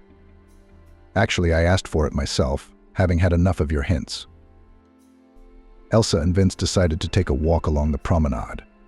There was a nice, light breeze outside, and the sun was beginning to set. Vince suddenly took Elsa's hand, and she squeezed it lightly, feeling incredibly happy. If someone had told her on the day she'd broken up with Jason that she was about to meet a wonderful man, she certainly wouldn't have believed it. Like the gallant cavalier he was, Vince hadn't rushed into anything. But Elsa was finally bold enough when he kissed her lightly on the cheek as he walked her home. She looked at him in a way that was impossible to mistake. That look must have given Vince the courage to touch her lips. Tentatively at first, but more and more confidently with each passing second. "Wow," he whispered. "Do you know how great you are?" Elsa lowered her eyes in embarrassment. She didn't want to say goodbye, but her daughter was waiting for her at home. Vince walked Elsa to the apartment door and went downstairs, promising to write. Elsa opened the door and went into the room. The nanny came out to meet her. "I put her to bed," she said quietly. "How did it go?" Elsa asked in a whisper. "Wonderful. Thank you for your work." And the next day, walking through the streets of Boston, Elsa received an order for a bouquet. As soon as she believed in the best, it began to happen, as if by itself. Already back home, Elsa told Emily about it on the phone, and she laughed with joy. "You see, and you didn't believe me. But the important thing is, you know what?" "What?" Elsa asked. "That lawyer Jake texted me today, remember? You're not going to believe this." "What is it?" Elsa became alarmed. "Anyway, he was digging through the files and found a certificate that said you were entitled to money after the divorce." "Really?" Elsa gasped. "Yes. Jake contacted Jason and found out something unbelievable. It turned out he didn't have any more money. The idiot had put it all in his mistress's name." "What do you mean?" Elsa was dumbfounded. "I thought it was on my mom." Turns out it wasn't. And you can imagine, of course, she left him, but took all the money with her. From surprise and shock, Elsa did not immediately find what to say, but still squeezed out. "That's how karma works. Well, it's a shame for him. I'm not even sorry I did it, and I wish him luck." Now she had faith that everything was going to be all right. Life was slowly getting better. A millionaire takes in a beggar with a baby as a nurse, and when he jokingly invites her to his wedding. Stefan had just learned that his mother was gone. It was early morning when the call came from an unknown number. The man was already awake, lying in bed, struggling with anxious thoughts. He had a premonition of trouble. Probably, after all, his elderly mother had been in intensive care for almost a week. Her condition all this time remained stably serious. And after that call, the man realized everything before he even answered the call. Stefan was a mature and strong, successful man. Moreover, in recent years, he himself had become a support for his mother. It was as if they had switched places. Now the grown-up son behaved like a parent, and his mother turned into a child. And yet, After the doctor's words, Stefan suddenly felt like a thin, weak blade of grass in the wind. Gone was the support, gone was the hope. The man felt like an orphan, through the pain, despair, and rejection. Strangely enough, thoughts of Trixie came through. What would happen to her and her young son Edward now? Would they too disappear from his life? Because Amelie was the only thing that had held them together. And now she was gone. Stefan hadn't expected himself to be thinking about Trixie at a time like this. But it was now that the man suddenly realized that he didn't want to lose her for anything. Surprisingly, it was a thought he would ponder later. Right now, he had a lot of things to do, organizing a farewell, settling some legalities. It's a good thing. It would take his mind off his grief, prevent him from falling into despair or apathy. Amelie raised her son by herself, without the help of relatives and her husband. She gave birth to Stefan, being already quite an old woman. She was almost 40 at the time. In those days, it was a very respectable age to become a mother, especially for the first time. Amie's peers were already nursing grandchildren when she was getting used to being a mom to a newborn baby. The woman had no regrets. This child became the center of her universe, the meaning of life, joy. And Amie more than once said this to her son, called his happiness, favored boy, pride and hope. With Stefan's father, the woman did not work out, and could not work out. It just happened. Amelie was born and raised in the village. Then, like many of her peers, went to study in the city. Amelie dreamed of working as an elementary school teacher. First, she always got along with small children. Secondly, she clearly had a talent for conveying information to these little ones in an accessible way. Amelie had taught a single child to read by herself when she was still a teenager. She was provided with a hostel, a minimum stipend as a non-resident, and her studies began. The girl liked studying. Soon she became one of the best students of the course. Her parents were proud of their successful daughter. Of all their children, she was the only one who entered the university, and even became an excellent student there. While classmates ran on dates and discos, Amelie gave all of herself to her studies. She was hardly interested in guys. Then, at a young age, the main thing was to get out of poverty, to get a foothold in the city, to establish themselves in the profession. And then you can think about your personal life. Amelie graduated from university, worked for a year on assignment in her own village school, and again went to the city. She rented an apartment there, got a job at a language gymnasium. A young specialist with a red diploma was accepted for a prestigious position with a good salary with great joy.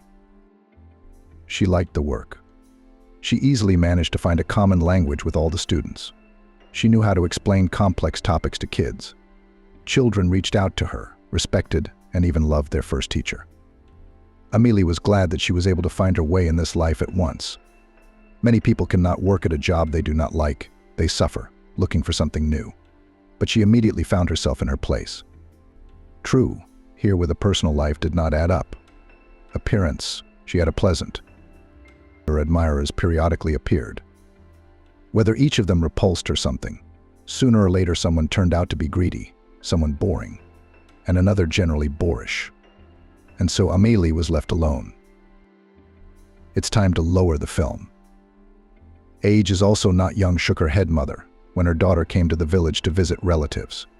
Demands you, it seems, too high, driven completely in his city. It's high time you got married. Her sister joined in. She was older than Amelie by only a couple of years, but she was already the mother of 4 children.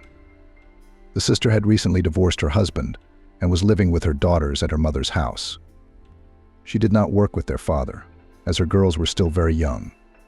Amelie periodically helped the single mother with money and always felt sorry for her.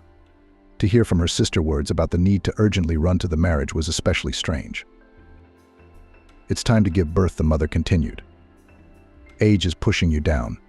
If you don't have time, you'll be alone and needless in your old age. These conversations depressed her, made her feel somehow inferior. Amelie was quite satisfied with her life, her favorite job, a beautiful, albeit rented, apartment, socializing with friends, traveling. Yes, sometimes she dreamed of a beloved and reliable man next to her, and a child, of course. But applicants for the role of husband and father of descendants in Amelie's environment has not yet been observed. Worthy specimens were already sorted out, and other options woman categorically did not suit. She did not want to become an unhappy, almost destitute single mother like her older sister.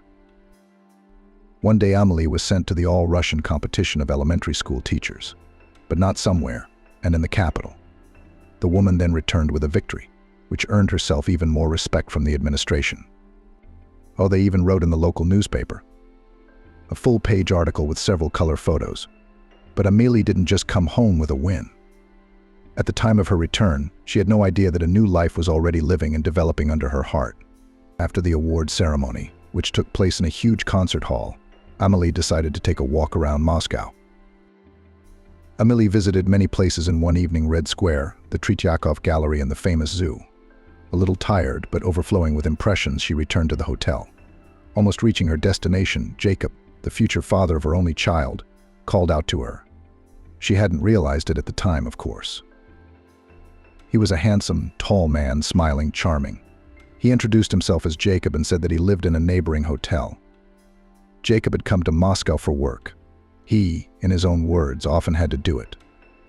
He confessed that he had been watching Amelie for a long time, and that he liked her very much, but he still did not dare to approach her. And tomorrow the man was already leaving. That's why he took the risk of meeting her, because there would be no other chance. They talked for a long time, sitting on a bench in the square in front of the hotel. Amelie herself was surprised at how easy it was for her to talk to this man. She felt as if they had known each other for years. Jacob was from Novosibirsk, a large city in the north of the country. He admitted right away that he was married, but unhappy in his marriage. Amelie felt sorry for him for some reason, and in general she behaved that evening quite differently than usual. Her seriousness and innate caution had evaporated. She explained it to herself that she'd had too many experiences that day. Jacob was handsome, and his manners were very pleasant. So they spent the night in Amelie's room. No promises, no commitments. They both knew they'd never see each other again. They just accepted it as it happened. Two adults were drawn to each other by an irresistible force. Amelie had never allowed herself to do anything like that before, but she couldn't resist, and the atmosphere was conducive to play. The woman, as if trying on the mask of someone else, allowed herself to be more liberated, free than always. They said goodbye in the morning. Jacob hugged Amelie tenderly, kissed her, and said many beautiful words that made the woman blossom and feel like a queen. Yes, they would never see each other again, but it was a blessing to have met such a man in her life. Amelie knew she would remember him fondly. A month after returning home, Amelie realized she was expecting a baby. At first frightened, but then overjoyed. Wasn't that what she had once dreamed of? Yes, it didn't work out with her husband, but she would have a son or daughter. When her parents found out that Amelie had gotten pregnant out of wedlock, they were furious. Shame the father uttered when he heard he was about to become a grandfather again. How could it be? What on earth have you done? Wailed the mother. Don't expect any help from us. You made your own mess. You'll have to clean it up yourself, the father joined the conversation again. Didn't you rush me into motherhood? Amelie reminded her parents. She hadn't expected a different reaction, so she wasn't particularly upset. It's a shame and a disgrace to give birth without a husband, her mother repeated and pressed her lips together resentfully. Amelie realized that she could manage on her own without the help of her husband and family. She had a good job that allowed her to rent an apartment and to do almost nothing for herself. Yes, it may be difficult, especially the first years of maternity leave. But nothing will get out of it somehow. The joy of realizing soon motherhood overshadowed all other feelings and emotions. And then Stefan was born, a wonderful, healthy baby, very much like his father, who had not even suspected the existence of this miracle. And Amelie suddenly felt truly happy and whole. The woman had no doubt she would overcome everything, cope with everything. Stefan knew this story from his mother's words. She had told him everything when she was a teenager. Her eyes shone with joy. It was obvious that she was very happy with the memories. Stefan admitted that his mother had embellished the story. Of course, it had been very difficult and frightening for her at times. Maybe there was resentment for the relatives who had returned at a difficult time, and for Jacob too, who hadn't changed at all since the meeting. Either way, his mom had said many times that Stefan's appearance was the best thing that had ever happened to her, and her son believed her. Stefan grew up to be a handsome and bright boy. Unlike many other children, he hardly ever got sick. The boy had excellent grades, and also had time to practice chess and swimming. He was successful in both sections. Stefan went to competitions and tournaments, won medals, participated in school Olympiads. Sometimes Stefan missed his father, whom he did not know at all. But he didn't tell his mother about it. He didn't want to upset her. So it was not easy. In order to provide for her son, she not only took 2 jobs at the gymnasium, but also tutoring. Stefan saw it, appreciated, understood, and dreamed of growing up to become a successful rich man and pile his mother with gifts. Amelie tried to give her son everything, but did not spoil the heir, of course. And there was no such opportunity. Nevertheless, the woman always found the means to send Stefan to the next competition or pay for his section. When the time came, Stefan entered the budget department of the local university on his own. After graduating, he became an IT specialist.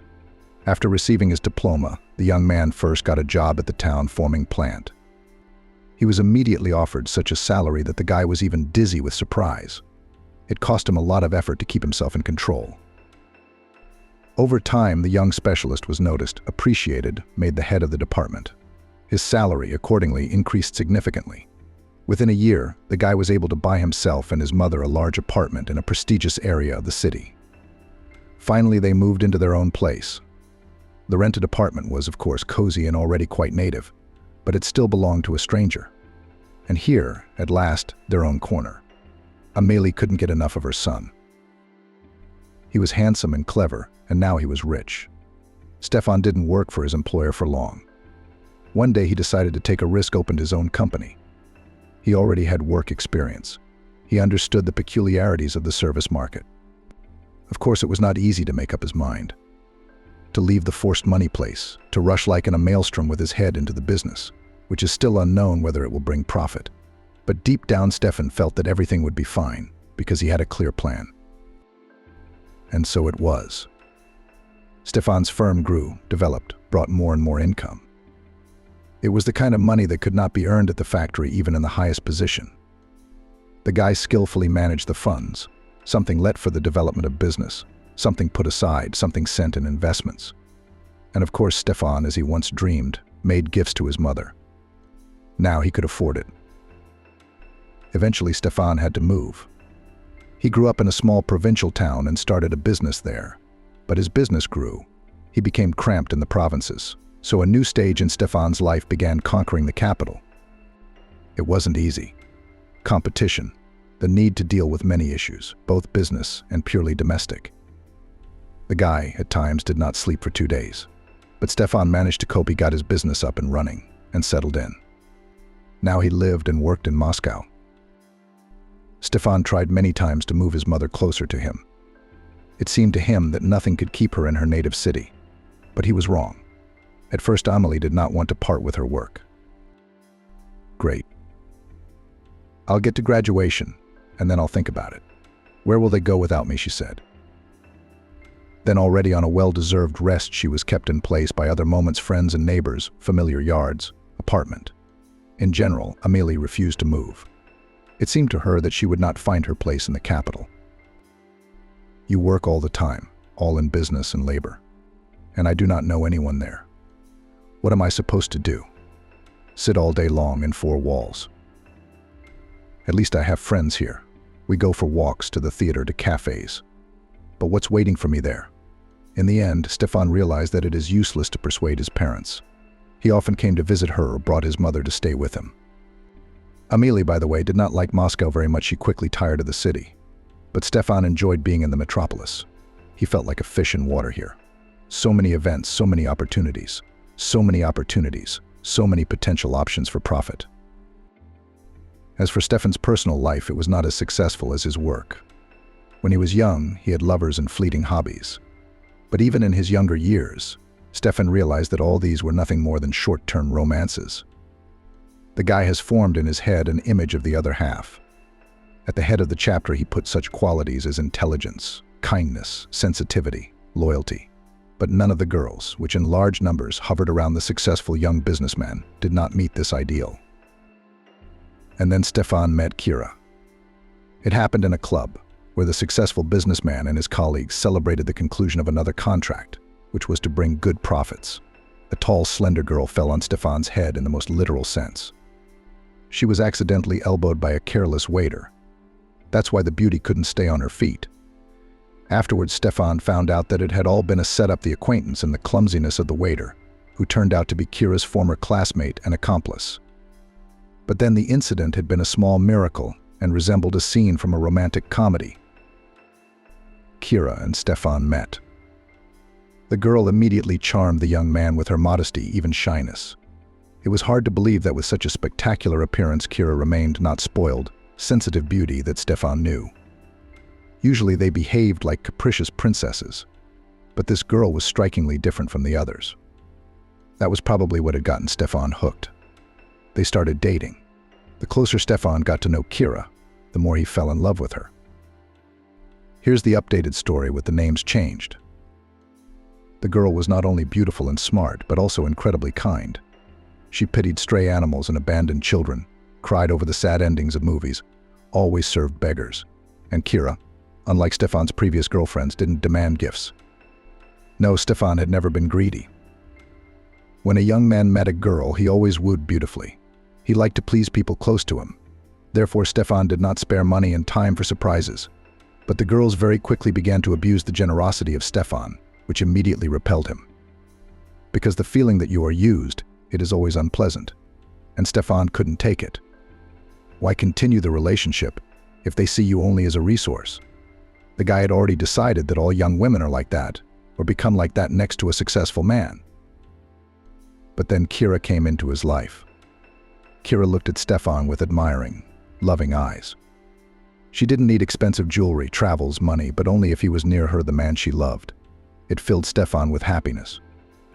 He felt that he had finally met his other half, and he was beginning to think that it would never happen. But it soon became clear that it was all a setup, the supposedly chance meeting with Kira, Stefan's affection for her, and most importantly, her perfect behavior. It was all part of an elaborate plan. Nick, Stefan's financial deputy, had long wanted to take over the firm, and he planned to frame and imprison the chief so that he would not interfere. Nick had spent years delving into the financial and legal nuances of the company. Stefan trusted him. They'd been classmates once. Back then, Nick had seemed like an honest, straightforward, and very smart guy. Stefan never imagined he'd do that to him. Kira was Nikolai's girlfriend. Together they had devised a plan, according to which Stefan would lose his head over the young beauty, and then they would set up a situation in which Stefan would sign the necessary papers and go to prison, and Nick would take his place. Who else could take over the firm? He's the second in command. Stephen uncovered the plans of the criminal couple quite by accident. Of course, Stephen never worked another day for him after that. And Kira was the hardest part. I didn't want to believe she was faking it. Her meek smile, her loving gaze, her hugs and kisses were all lies. Stefan searched for excuses for his lover, but found none. Everything pointed to her being a despicable traitor, even if it didn't fit the image that had formed in Stefan's head. Of course, they broke up. Kira tried to stay close to Stefan. She apologized, blamed it on Stephen, swore her love and loyalty. It took a huge effort for Stefan not to believe her again. As it turned out, it was a wise decision, because leaving Kira in her heart told the young man a lot of unpleasant and hurtful words. It was painful to see the once favored beautiful face curved with a malicious grin. After this sad story, Stefan stopped trusting girls, and he never dreamed of a new serious relationship. In his life, he still had short-term, non-committal romances. Everything was fair and clear there, but Stefan did not make any far-reaching plans. The man was satisfied with his real life, the center of which was, of course, work, a favorite job that would never betray or hurt him. Amelie was sad about that. Do you want a wife? Kids? Amelie listed. Are you planning to live your whole life alone? It's good now, but when you're old, it's uncomfortable. You'll be cold. But you can't change anything. It's up to me. Stefan tried to avoid the conversation. I'm surprised at myself, Amelie sighed. My parents used to push me to marry, to hurry me to have children. I didn't understand them then. I thought, why are they meddling in my life? And now I'm saying the same words to you. It's strange. And so everything went on as usual. Amelie enjoyed her freedom after a well-deserved vacation. She had a wonderful company, a couple of former colleagues and a neighbor. The women were all the same age.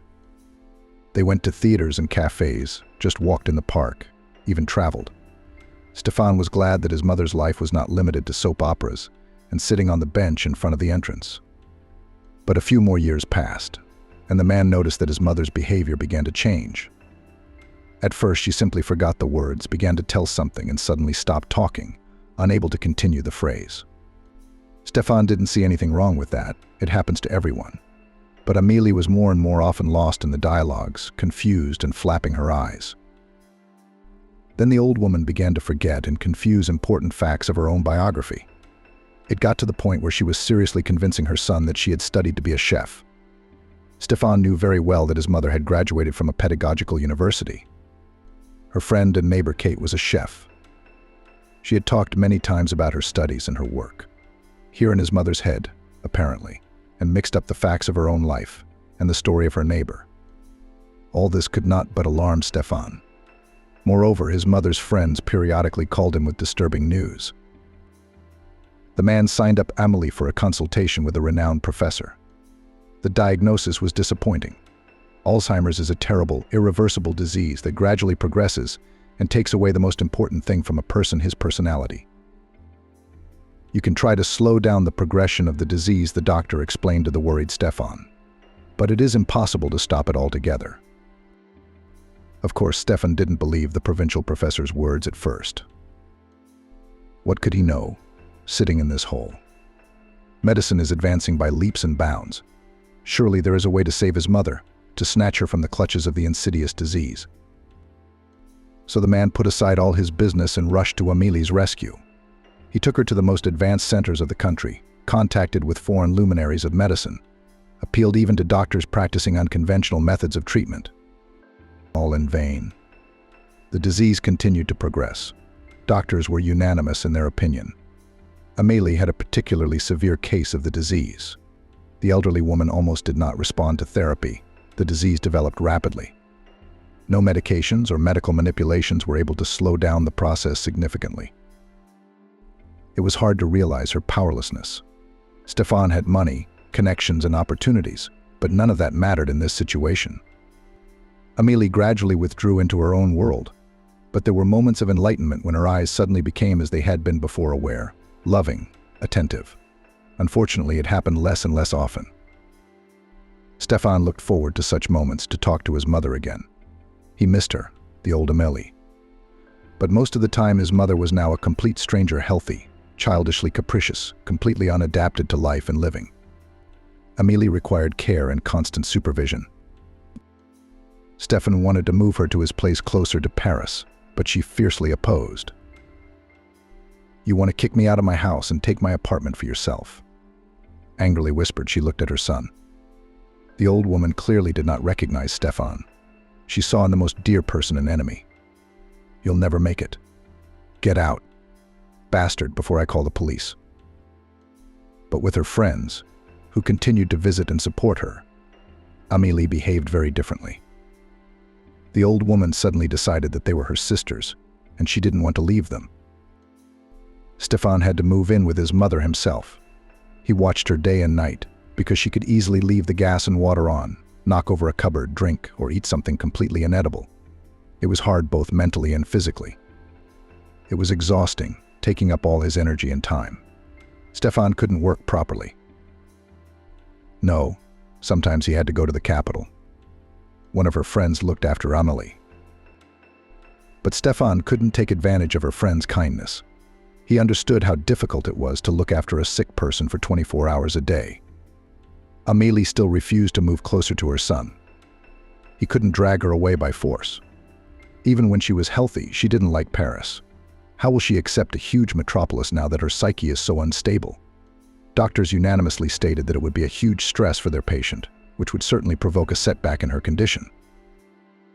The only other option was a caregiver, but even here it was not so simple. She didn't like the professional caregivers Stefan had brought to her mother. Amelie was not shy in explaining her refusal. Stefan was embarrassed in front of these women, but they all understood the situation. He was desperate. For months he lived in his mother's apartment, looking after her day and night. In Paris, he had an accumulation of cases that required his participation and attention. The man did not even imagine how and when he would sort it all out. The well-being of his company, grown from a small firm, was threatened. There was no way out. Mother cannot be left alone. Caregivers she does not accept, and even afraid, beyond the doorstep they are not allowed. In the clinic, to lie down categorically refuses. The way out was found by herself. One day Amélie returned from a walk in a good mood. Stéphane had just been working, taking advantage of a few hours of freedom. One of his mother's friends, the faithful Kate, had given him a break. She lived nearby and often went for walks with Amélie. Stéphane was immensely grateful to her for that. He opened the door with a smile to the two elderly women, his mother and her friend. Immediately he saw that both of them were almost glowing with joy. "What happened?" Stéphane said with a smile. "We found a nurse for Amélie," Kate answered. Amélie, who was standing next to her, nodded. "How did you find her?" The man didn't understand. "On the street." You could say that Kate smiled. "There's just one little thing about it," Kate said, "literally a little thing. But don't dismiss it out of hand, because Amélie agreed to it. Can you imagine she chased everyone away, and now she's agreed to it?" "Tell me," Stéphane said. "I'm intrigued." It turned out that the old women had met Trixie in the courtyard. She was walking with her son, a charming little boy of 3. Kate called him a little nuance. Amélie immediately penetrated to the boy, treated him to candy, chatted with him about this and that. Meanwhile, Kate was chatting with the child's mother, as she usually did with such chance encounters. "I told Trixie everything," Kate admitted. "About my problem. A close friend that we've been inseparable all our lives is in this state right now. Doesn't remember much. Often imagines herself as someone else, acts like a child." Trixie, the new acquaintance's name, nodded sadly. It turns out she had first-hand knowledge of Alzheimer's disease. The disease had made her once strong and energetic great-uncle a helpless and unstable man. Trixie shared her story as well, and Kate was at first horrified at what this young mother had to endure. And then there was a saving thought, a solution to a lot of problems at once. "Trixie is very young, younger than you," Kate said. "We've been through more hardships than any grown woman can handle. She's lived in the country all her life. She finished school there and came to the city to study economics. She was glad that she entered the university on her own, without connections and without money. She studied hard.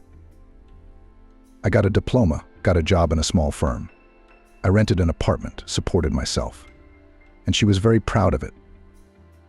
Trixie said she'd always wanted to escape poverty. In the village, her family was poor, to put it mildly. She shared a cramped room with her 2 younger sisters and brother. Money was always in short supply. The girl had to work part-time from the age of 11 on the local farm.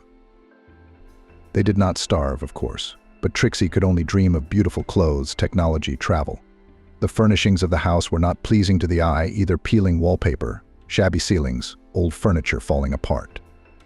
Trixie wanted to live differently and thought that hard study would help her to change her fate. That's why she spent all her free time working on her textbooks. By the way, it was not easy, because as the eldest daughter, Trixie had a lot of household duties to clean the rooms, clean the yard, cook dinner, look after the younger ones. There wasn't much in the way of study facilities either. The only desk was always full of children's paints, plasticine, toys. The younger ones were always pushing around, making noise, distracting her with questions. Sometimes Trixie would climb into the attic with her textbooks and sit there, listening to the muffled sounds from below. It wasn't completely silent here either, but the attic was still the best place to study. Unlike her peers, Trixie didn't go to dances in the neighboring village or go out with boys. She listened, of course, to her friends' stories about their romantic adventures. Sometimes it was even interesting, like watching a movie or reading a novel. But for herself, the girl firmly decided first study, career, and then you can think about a personal life. "It reminds me of my mother's fate," Stéphane nodded. "Mom was also from a village and from a large family. She also wanted to get back on her feet. She didn't care about her personal life." "Did you notice that too?" Kate smiled. "Of course, I saw the resemblance right away. And Amélie wasn't just taking care of Trixie's baby, She was listening to her story with interest. I could see she liked the girl.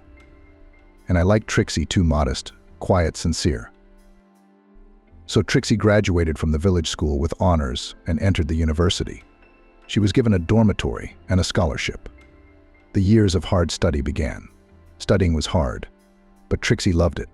She took complex formulas and theorems as a challenge and always won in the end. During her student years, Trixie didn't pay much attention to guys either. She was a pretty girl, slim, tall, with elegant, huge green eyes, long hair the color of ripe wheat, a wonderful honey-colored skin tone. Trixie is still a beauty. Amélie smiled. It was the first time she had entered into a conversation since returning home. Beautiful, though life had not treated her well. But she'll be all right now. Yes, Trixie is a very attractive young woman, Kate confirmed her friend's words. And of course, when she was a student, she had her admirers. But the girl had made up her mind to finish university and get on her feet first, and then think about love, and went to her goal. Her friends offered Trixie other options to get a foothold in the city and live far from poor, to find a wealthy man and decide him. Only such methods were not for Trixie. She wanted to be sure of her well-being. And how can you be sure of it if your well-fed life depends on another man? Anyway, after graduating from university with honors, Trixie started looking for a job. And she found it almost immediately. She got a job as a labor economist in a local successful firm that installs air conditioners. The salary offered to the young specialist was decent, especially if to compare it with the scholarship, on which Trixie had to survive all these years. After all, there was nothing to count on the help of relatives. Her parents barely made ends meet. On the contrary, her mother and father had managed to instill in their eldest daughter that she owed it to them, that she had to support the family when she made it in the world. After all, they had raised her. Trixie supported them at first. She bought presents for the younger ones, transferred money to her mother's card. But when she needed help herself, the family turned away from her. Trixie, a young and very pretty employee, was immediately noticed by Ben, a senior manager of the purchasing department and the son of the owner of the company. The young man, of course, felt like a prince in the office. In fact, he was a prince. Ben had been surrounded by luxury since he was a child. He was used to the fact that all his wishes were always fulfilled. By the time he was 26, the guy had a beautiful life.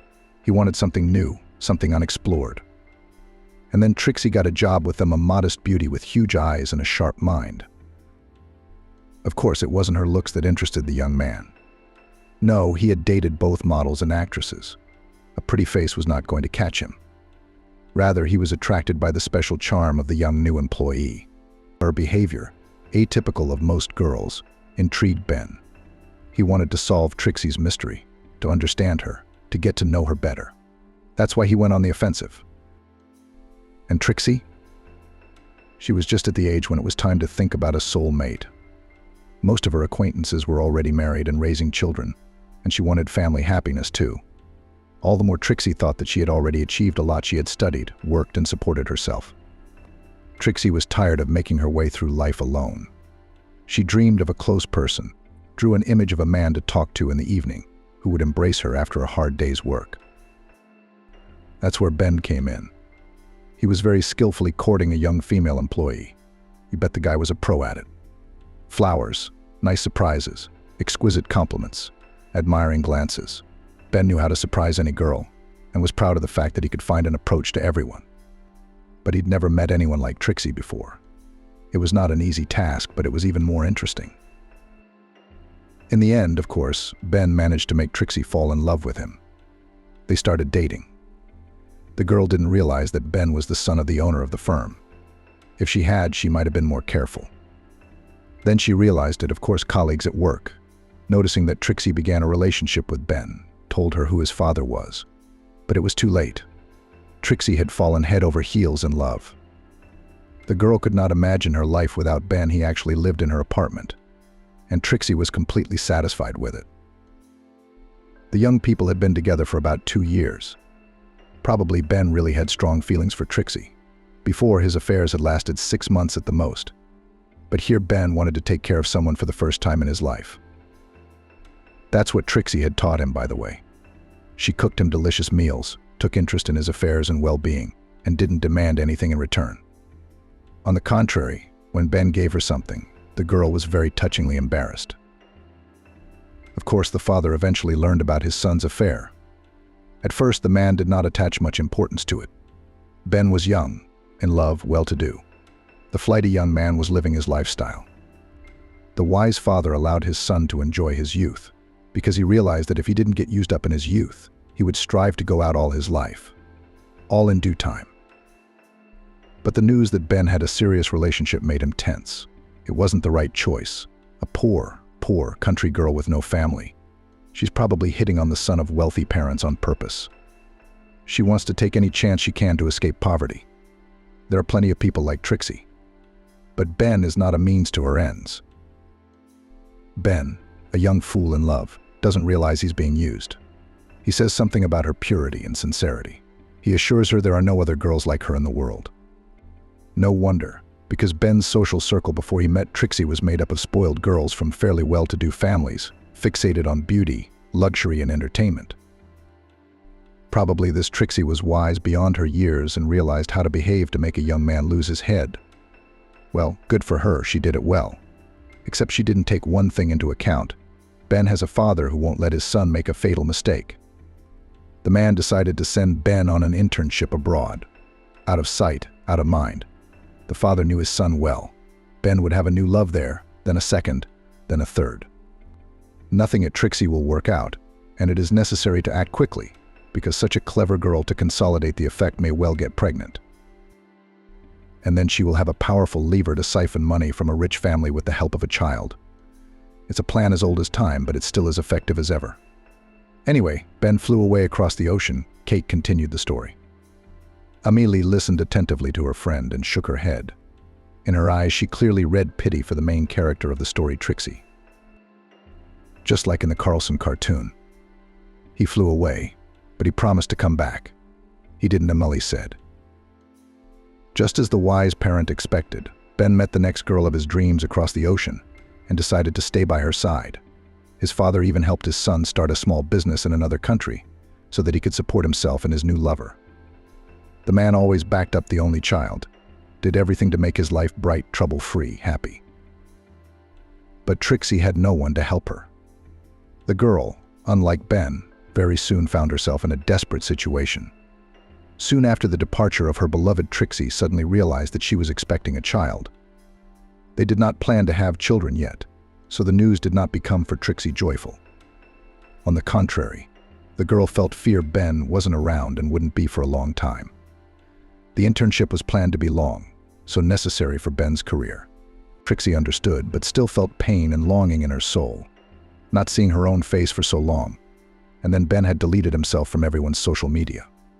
Explained that it was work-related. The connection with him was almost cut off. Trixie felt abandoned and alone. She really missed her lover. The girl even began to save her paycheck, money for a trip to the city where Ben now lived and worked. And suddenly such news. Pregnancy, and the term was not small. Trixie hadn't noticed the obvious signs in time, too caught up in her longing for Ben. She blamed the malaise on stress, the delay, hormone imbalances. It had happened to her before. She hadn't expected to see 2 bright stripes on the drugstore test she'd bought just in case. The next morning, Trixie went to the doctor. I don't know if the test was wrong. Trixie was sent to the ultrasound, where it turned out that she was already in the 2nd trimester of pregnancy. The future mother was even told the sex of the baby, a boy. It took Trixie a long time to get used to the idea, and she didn't even think about abortion. First of all, it was too late. Secondly, even if the term allowed, she would never get rid of this child. Trixie already loved him, and loved him with all her soul. Too bad there's no way to contact Ben. He has no idea he's about to become a father.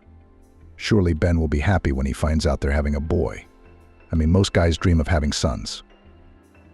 Trixie didn't know, and couldn't have known, that at this time her favorite man was already courting his future wife.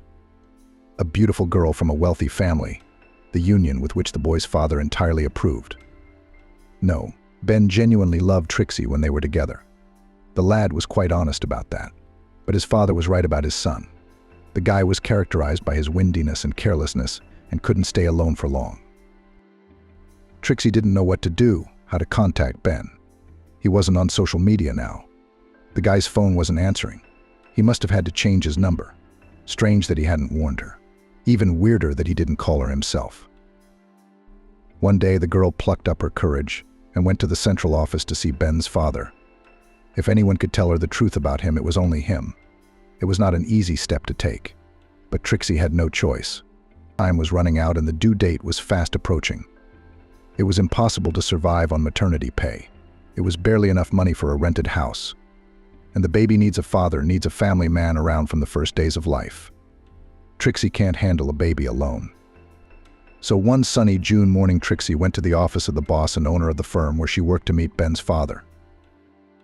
Upon seeing him, Trixie's stomach was already showing.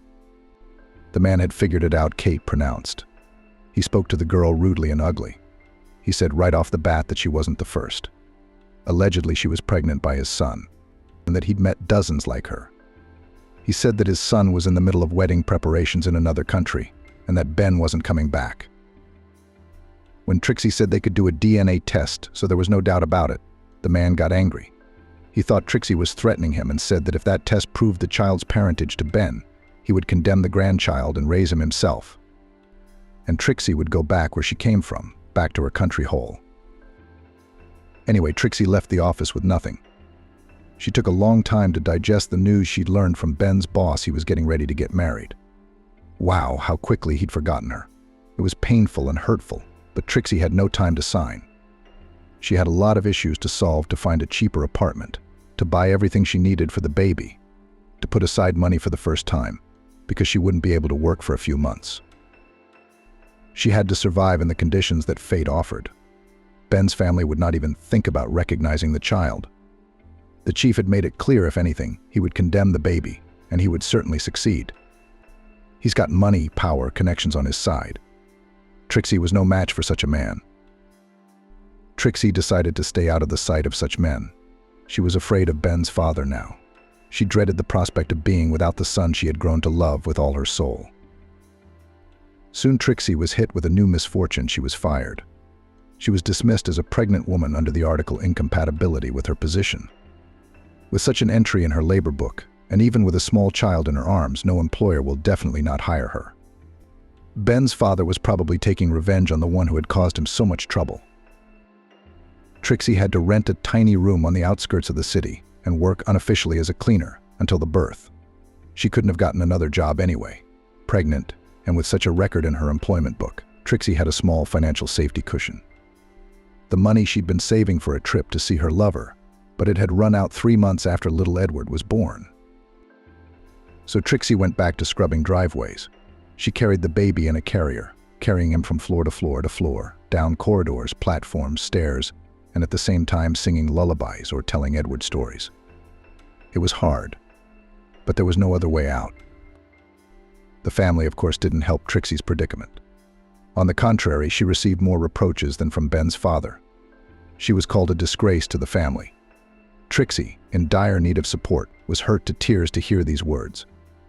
Her parents made it clear that she had disappointed them. They had hoped that their daughter would become a great person, help the family financially.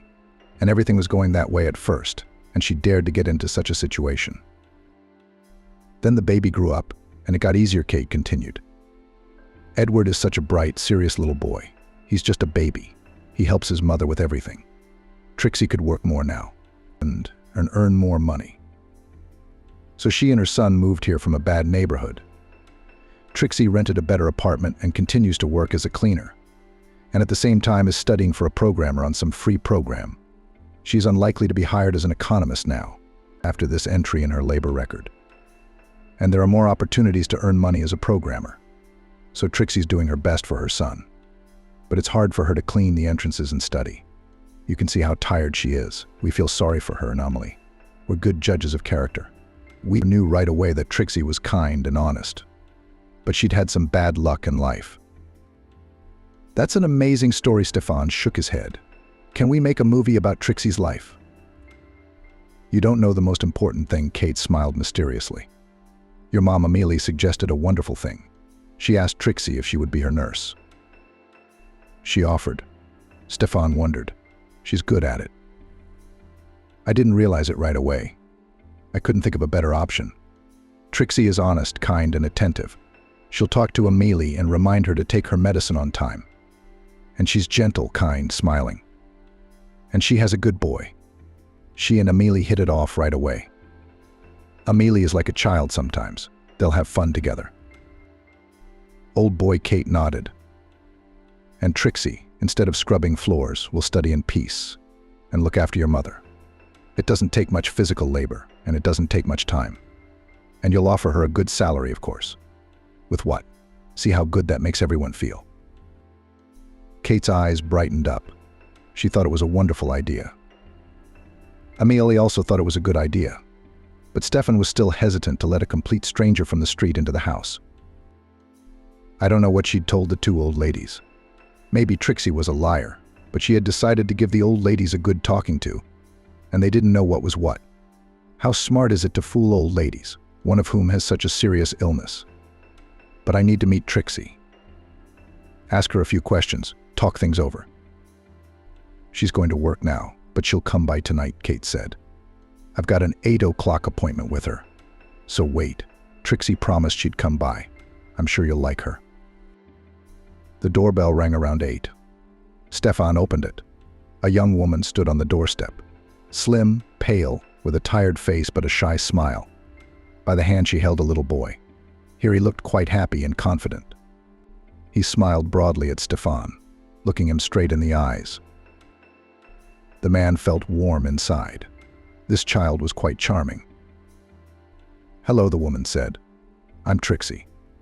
You've probably heard about me, haven't you? I'm here for a job interview. Come in, Stefan said with a reassuring smile, and let the guests into the apartment. All three of them settled in the living room. Amelie, having taken another dose of medication, slept in her room. She would sleep until about 9 o'clock. Then 2 hours awake, her medication, and then back to sleep, Stefan explained. Amelie has a difficult schedule and a very complex character, corrected by her illness. Not any caregiver could cope with her.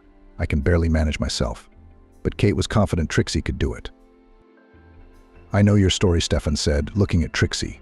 Her son was looking around with lively curiosity. Stefan liked having a child in the apartment. Somehow it made him feel lighter. Good, Trixie nodded. So you understand how much I need this job. I'll do my best not to disappoint you.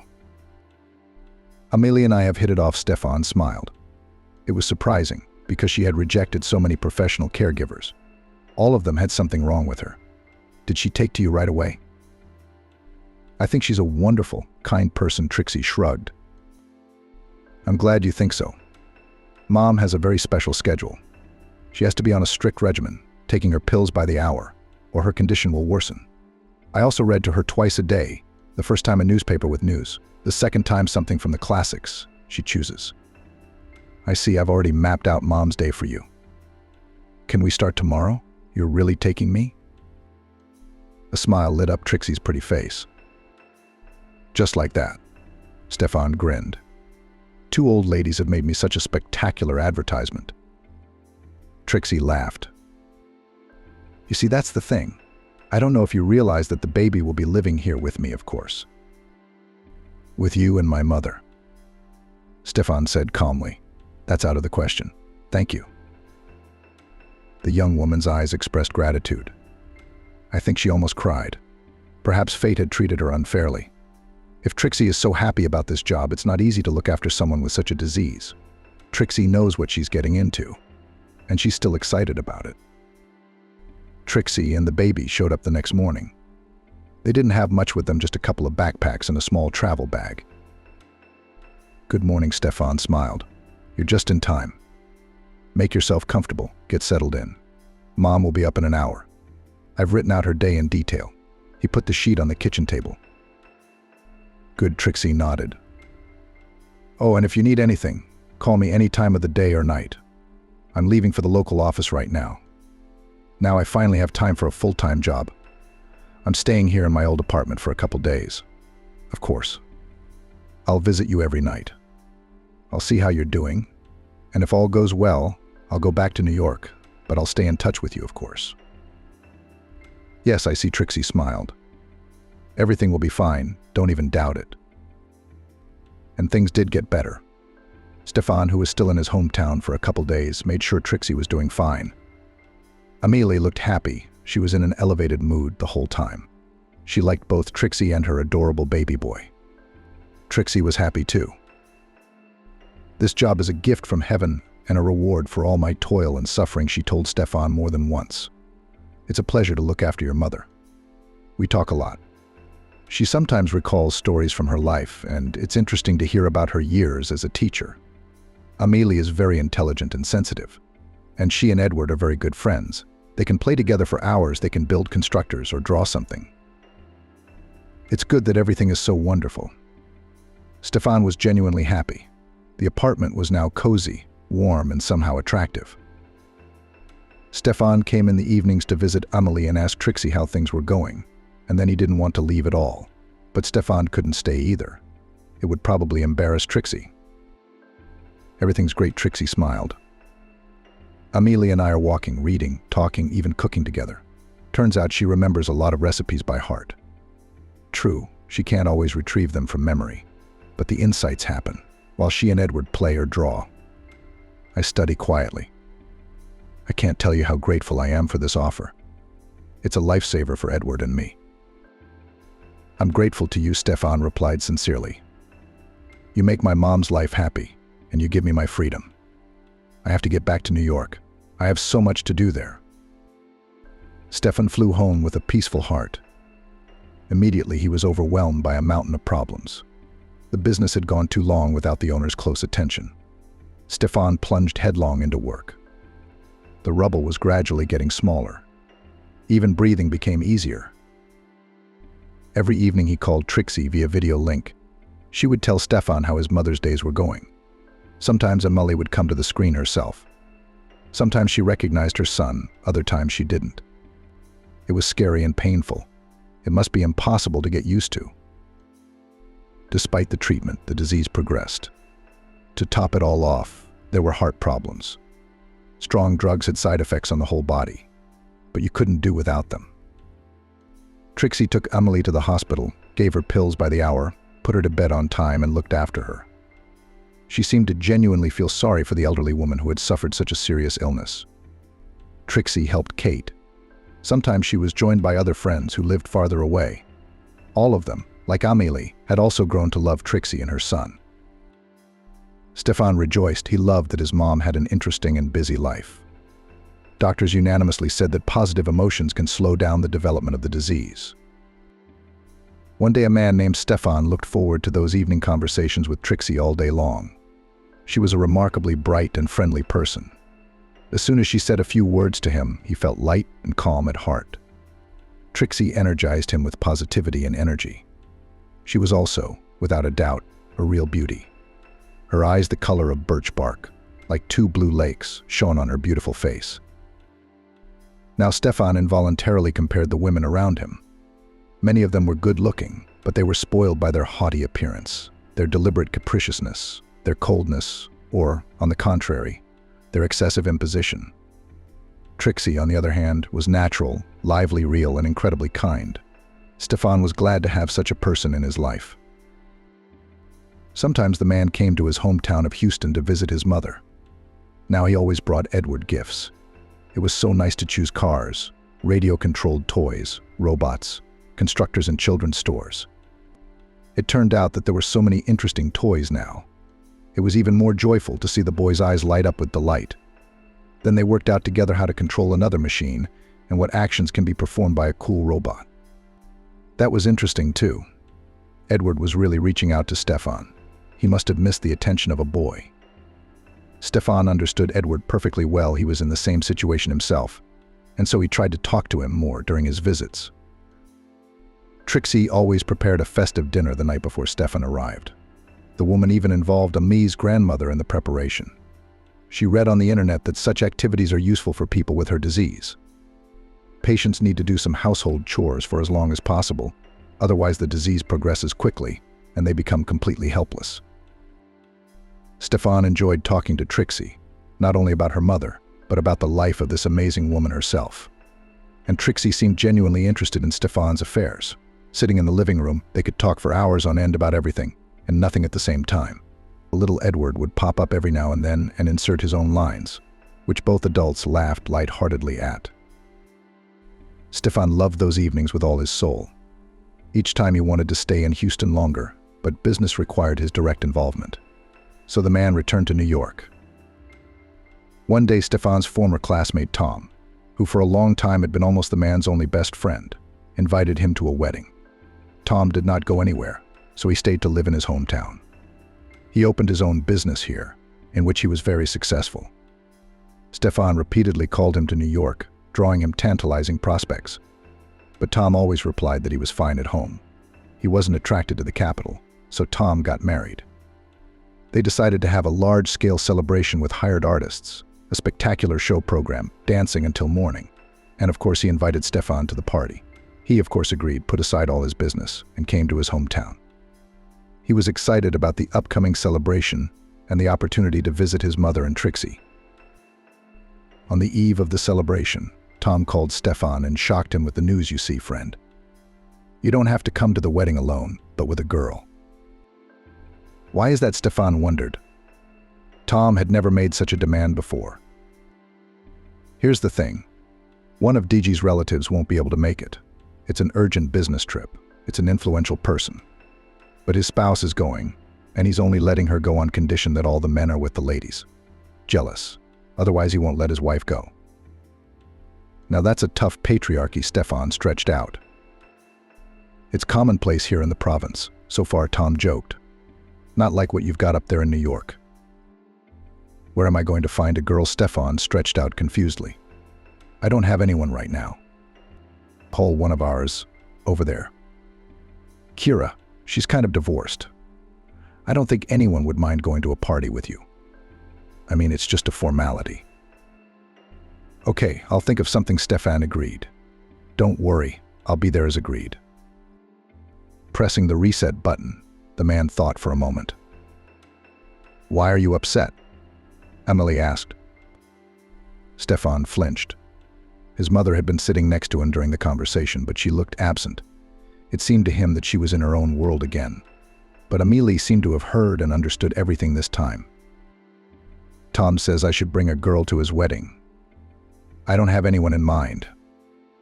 What do you mean, you don't? The old woman was surprised. Well, Trixie, invite her. It's good for her to get away. Trixie. But of course, as Stefan hadn't guessed right away, thinking about spending the whole day with her at such a lavish celebration, the man rejoiced. It was going to be a wonderful time.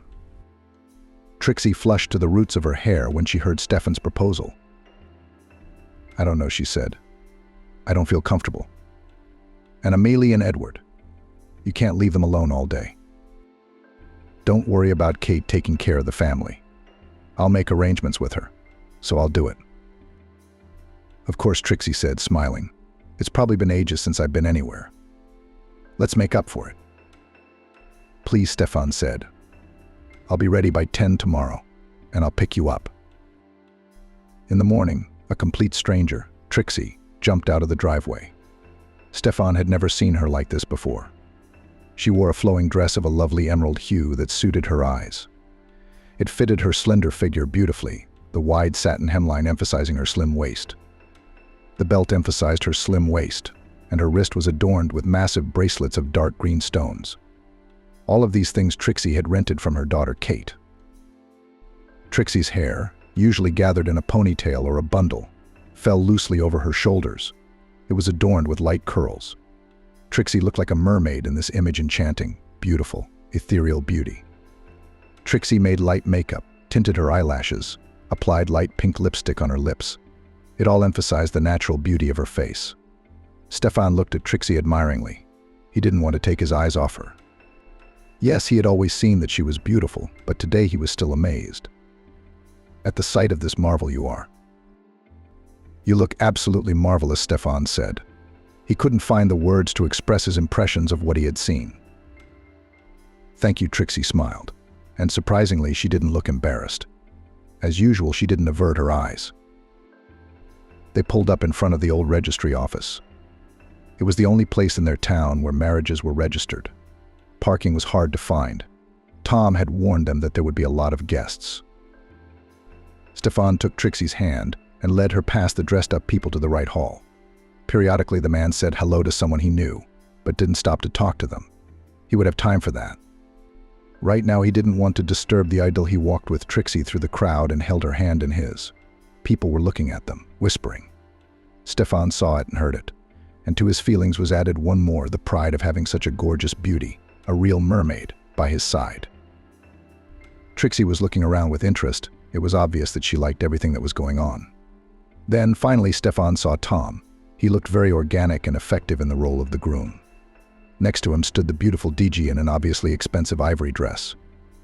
Stefan knew her. She was a girl from their court. They had once considered her a boy, since she was 2 or 3 years younger. And now DG becomes Tom's spouse. Congratulations, buddy. Stefan hugged his friend. He had to let go of Trixie's hand to do so.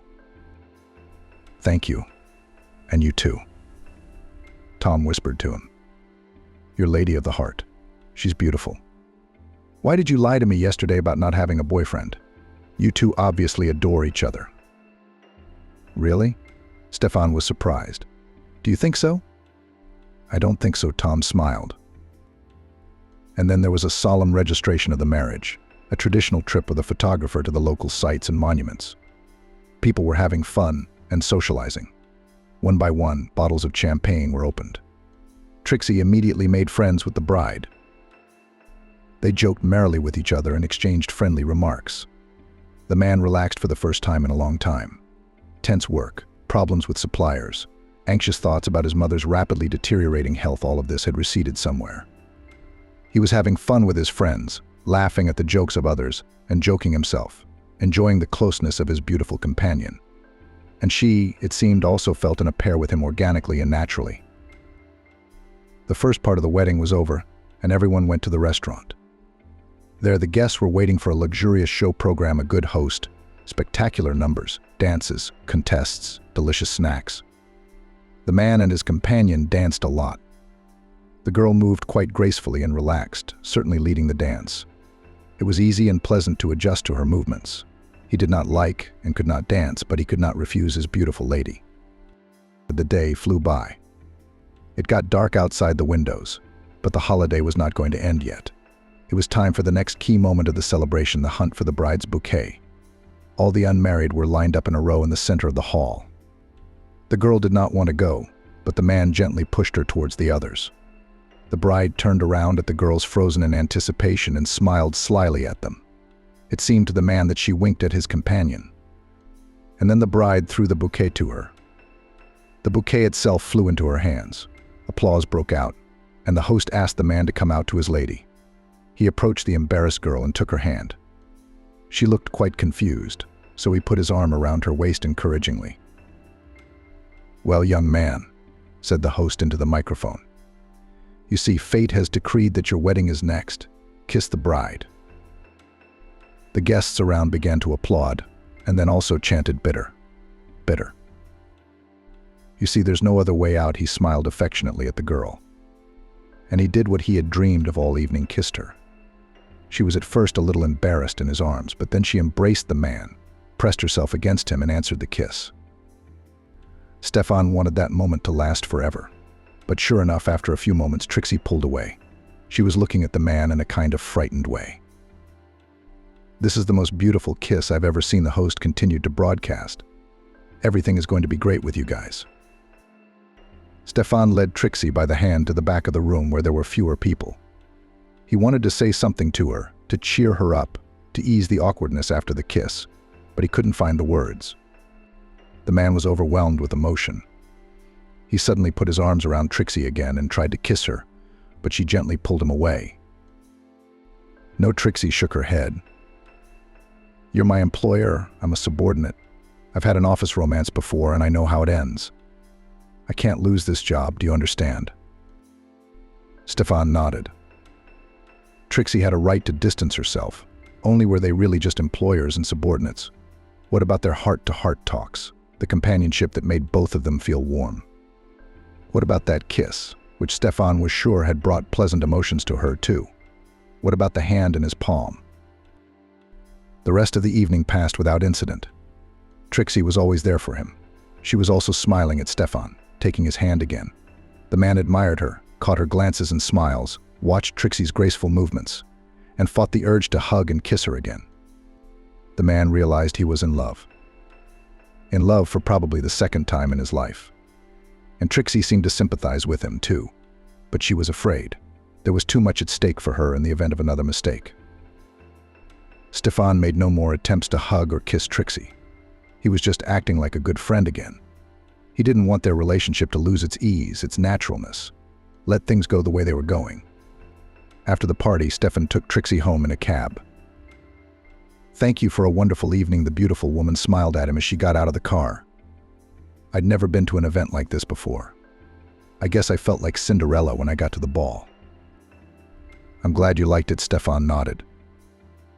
Then the man went back to Chicago. And everything went back to the way it had been. Busy work, evening calls with Trixie, socializing with friends and coworkers. Only now Stefan thought about Trixie all the time. He remembered her green eyes shining with delight, her hair flowing down her back, the warmth of her palm in his hand. And of course he often returned to that kiss in front of the crowd of guests. That kiss had changed many things. It had made Stefan realize that he was really in love with Trixie, and there was no use in resisting that fact, and no reason to lie to himself. Except Trixie was afraid of getting burned again, and was holding on to her job very tightly. She had already had a situation in her life, when an affair with the boss's son had hurt her and ruined all her plans. Of course, the woman didn't want to repeat, especially since Trixie was now responsible not only for herself, but for Edward as well. But did she really think Stefan was capable of such meanness, that he could do to her what her old boss or his son had done to her? During the conversation over the video link, Trixie was on her usual behavior. She was friendly, cheerful, and smiled a lot. True, she'd been giving Stefan a lot of unhappy news lately. Amélie's condition was worsening. And it wasn't even about the main diagnosis Trixie shared. Everything was going more or less smoothly. The old woman was managing to look after herself. Her speech was still intact. Although the doctors had predicted that would have happened a long time ago, her heart was a concern. This morning she had another attack. I called an ambulance. They came, gave her a shot. I asked what to do to help her, how to relieve her condition. Because this is the third attack in a month. But they answered the same as always: what do you want? Age. Nobody lives forever. That's the answer, Stefan said. I'll get her into the cardiology center in New York. He felt sorry for his mom, who was clearly agonizing and suffering. He was also worried about Trixie. Stefan remembered well the indifference of the local doctors and their attitude toward elderly patients. And his heart was also gripped by fear of losing the person he loved the most. No, he understood, of course, that nothing lasts forever under the moon, but he was not ready to part with his mother right now. Stefan managed to get a consultation with a famous professor cardiologist.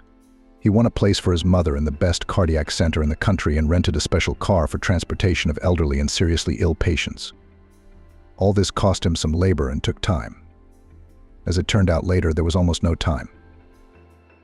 Even later, after the worst of it had happened, Stefan had chastised himself for dealing with all these issues instead of spending his last days with his mother. Trixie soothed him, hugging him, stroking his head like a little boy. Yeah, you're right, of course. How could you have known it would happen like this? I mean, you hoped for the best and did everything you could to get your mom fixed. It didn't work. Not in time, she said. When everything was almost ready to move Amélie to New York, Stefan received a phone call from Trixie at an odd hour. The man immediately knew he was in trouble. Usually they communicated in the evenings, and then suddenly there was a call in the morning. Something had obviously happened. Amélie's in intensive care, Trixie said in a broken voice. It was obvious she could barely contain her sobs. She'd gotten sick last night. I thought it was another attack, called the ambulance, and there was a heart attack. She's in serious condition, needing intensive care. So we can't move her. We can only rely on the professionalism of the local doctors. Stefan wanted to fly home, to sit by his sick mother's bed, to talk to her. But Trixie said that Amélie was in a coma, and there was no need for an emergency visit. Stefan obeyed Trixie. He finished all the important things at work. Immediately after that, he packed up and went to his hometown. The man lived here for about a week, stayed in his apartment. It was hard for him to return to the house, where his mom was not there now. And he didn't want to see Trixie. She shouldn't have seen him so upset, so scared, so helpless.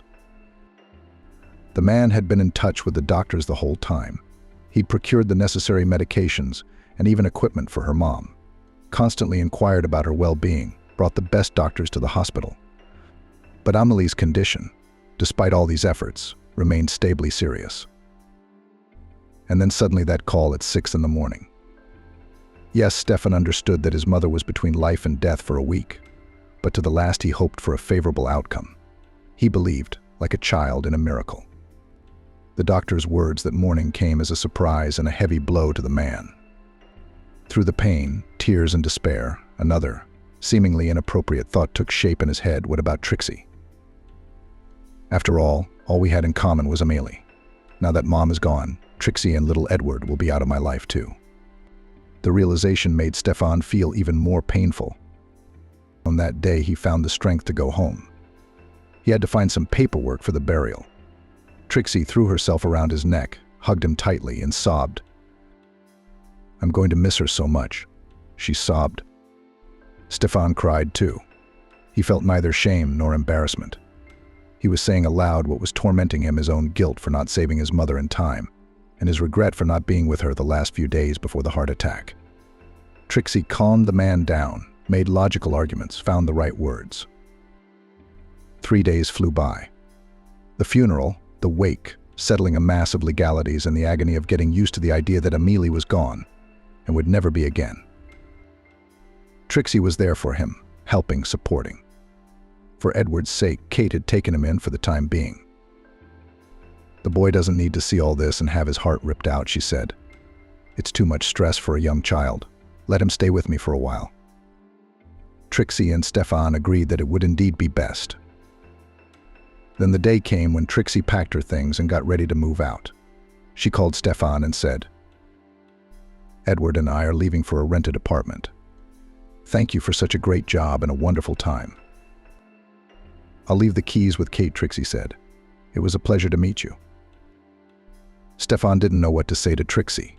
He knew, of course, that she was going to leave now, but he hadn't thought it would happen so quickly. He'd hoped that Trixie and Edward would stay in the apartment at least until the end of the month. Suddenly they were leaving in such a hurry. The man wanted to beg her to stay, but he only wished her luck in her new place. He was too shocked by everything that was happening. A couple days later, Stefan returned to New York, and there he couldn't stop thinking about Trixie. He missed their evening conversations, wanted to see her smile, hear her voice, look into those bottomless eyes. One day he'd made up his mind, realized he couldn't go on without her, left everything behind, and rushed off to find Trixie and Edward. Stefan decided to start with Kate. She'd had a lot of contact with Trixie. Surely the neighbor would know where Trixie had gone. Stefan had tried to call her, of course, and more than once, but her phone wasn't answering. She'd changed her number or something. Then it turned out Trixie had dropped her phone in a puddle and had to buy a new one. So she decided to get a better tariff. She got a new SIM card. That's why Stefan couldn't reach her. Kate didn't know where to find Trixie, so Stefan had to hire detectives. They quickly tracked down the woman's location. Trixie was once again working as a cleaning lady. Stefan had gotten that information from his people. They even provided him with the girl's work schedule. That's why Stefan found himself at the right moment that morning near her entrance. The man noticed a familiar silhouette from afar. Trixie was coming back from work, walking slowly, enjoying, probably, the beauty of the fresh July morning. Stefan's heart raced. How would she take him now? What if she pushed him away again? What if he'd imagined that she sympathized with him too? Just wishful thinking. Trixie kept getting closer. Stefan stood up and moved toward her. She stopped, recognized him, and suddenly threw herself at him. She hugged him, clung to him, cried. Stefan smiled. Everything was going to be okay now. Trixie was obviously happy for him. "I missed you so much," Trixie finally said. "I was so hoping you'd find me. And you did." I couldn't help it. Stefan smiled at her. His heart heaved with joy. He wasn't wrong. Trixie really loves him. "Remember when you caught the bouquet at the wedding?" he said. "You can't break tradition. How could I not find you after that?"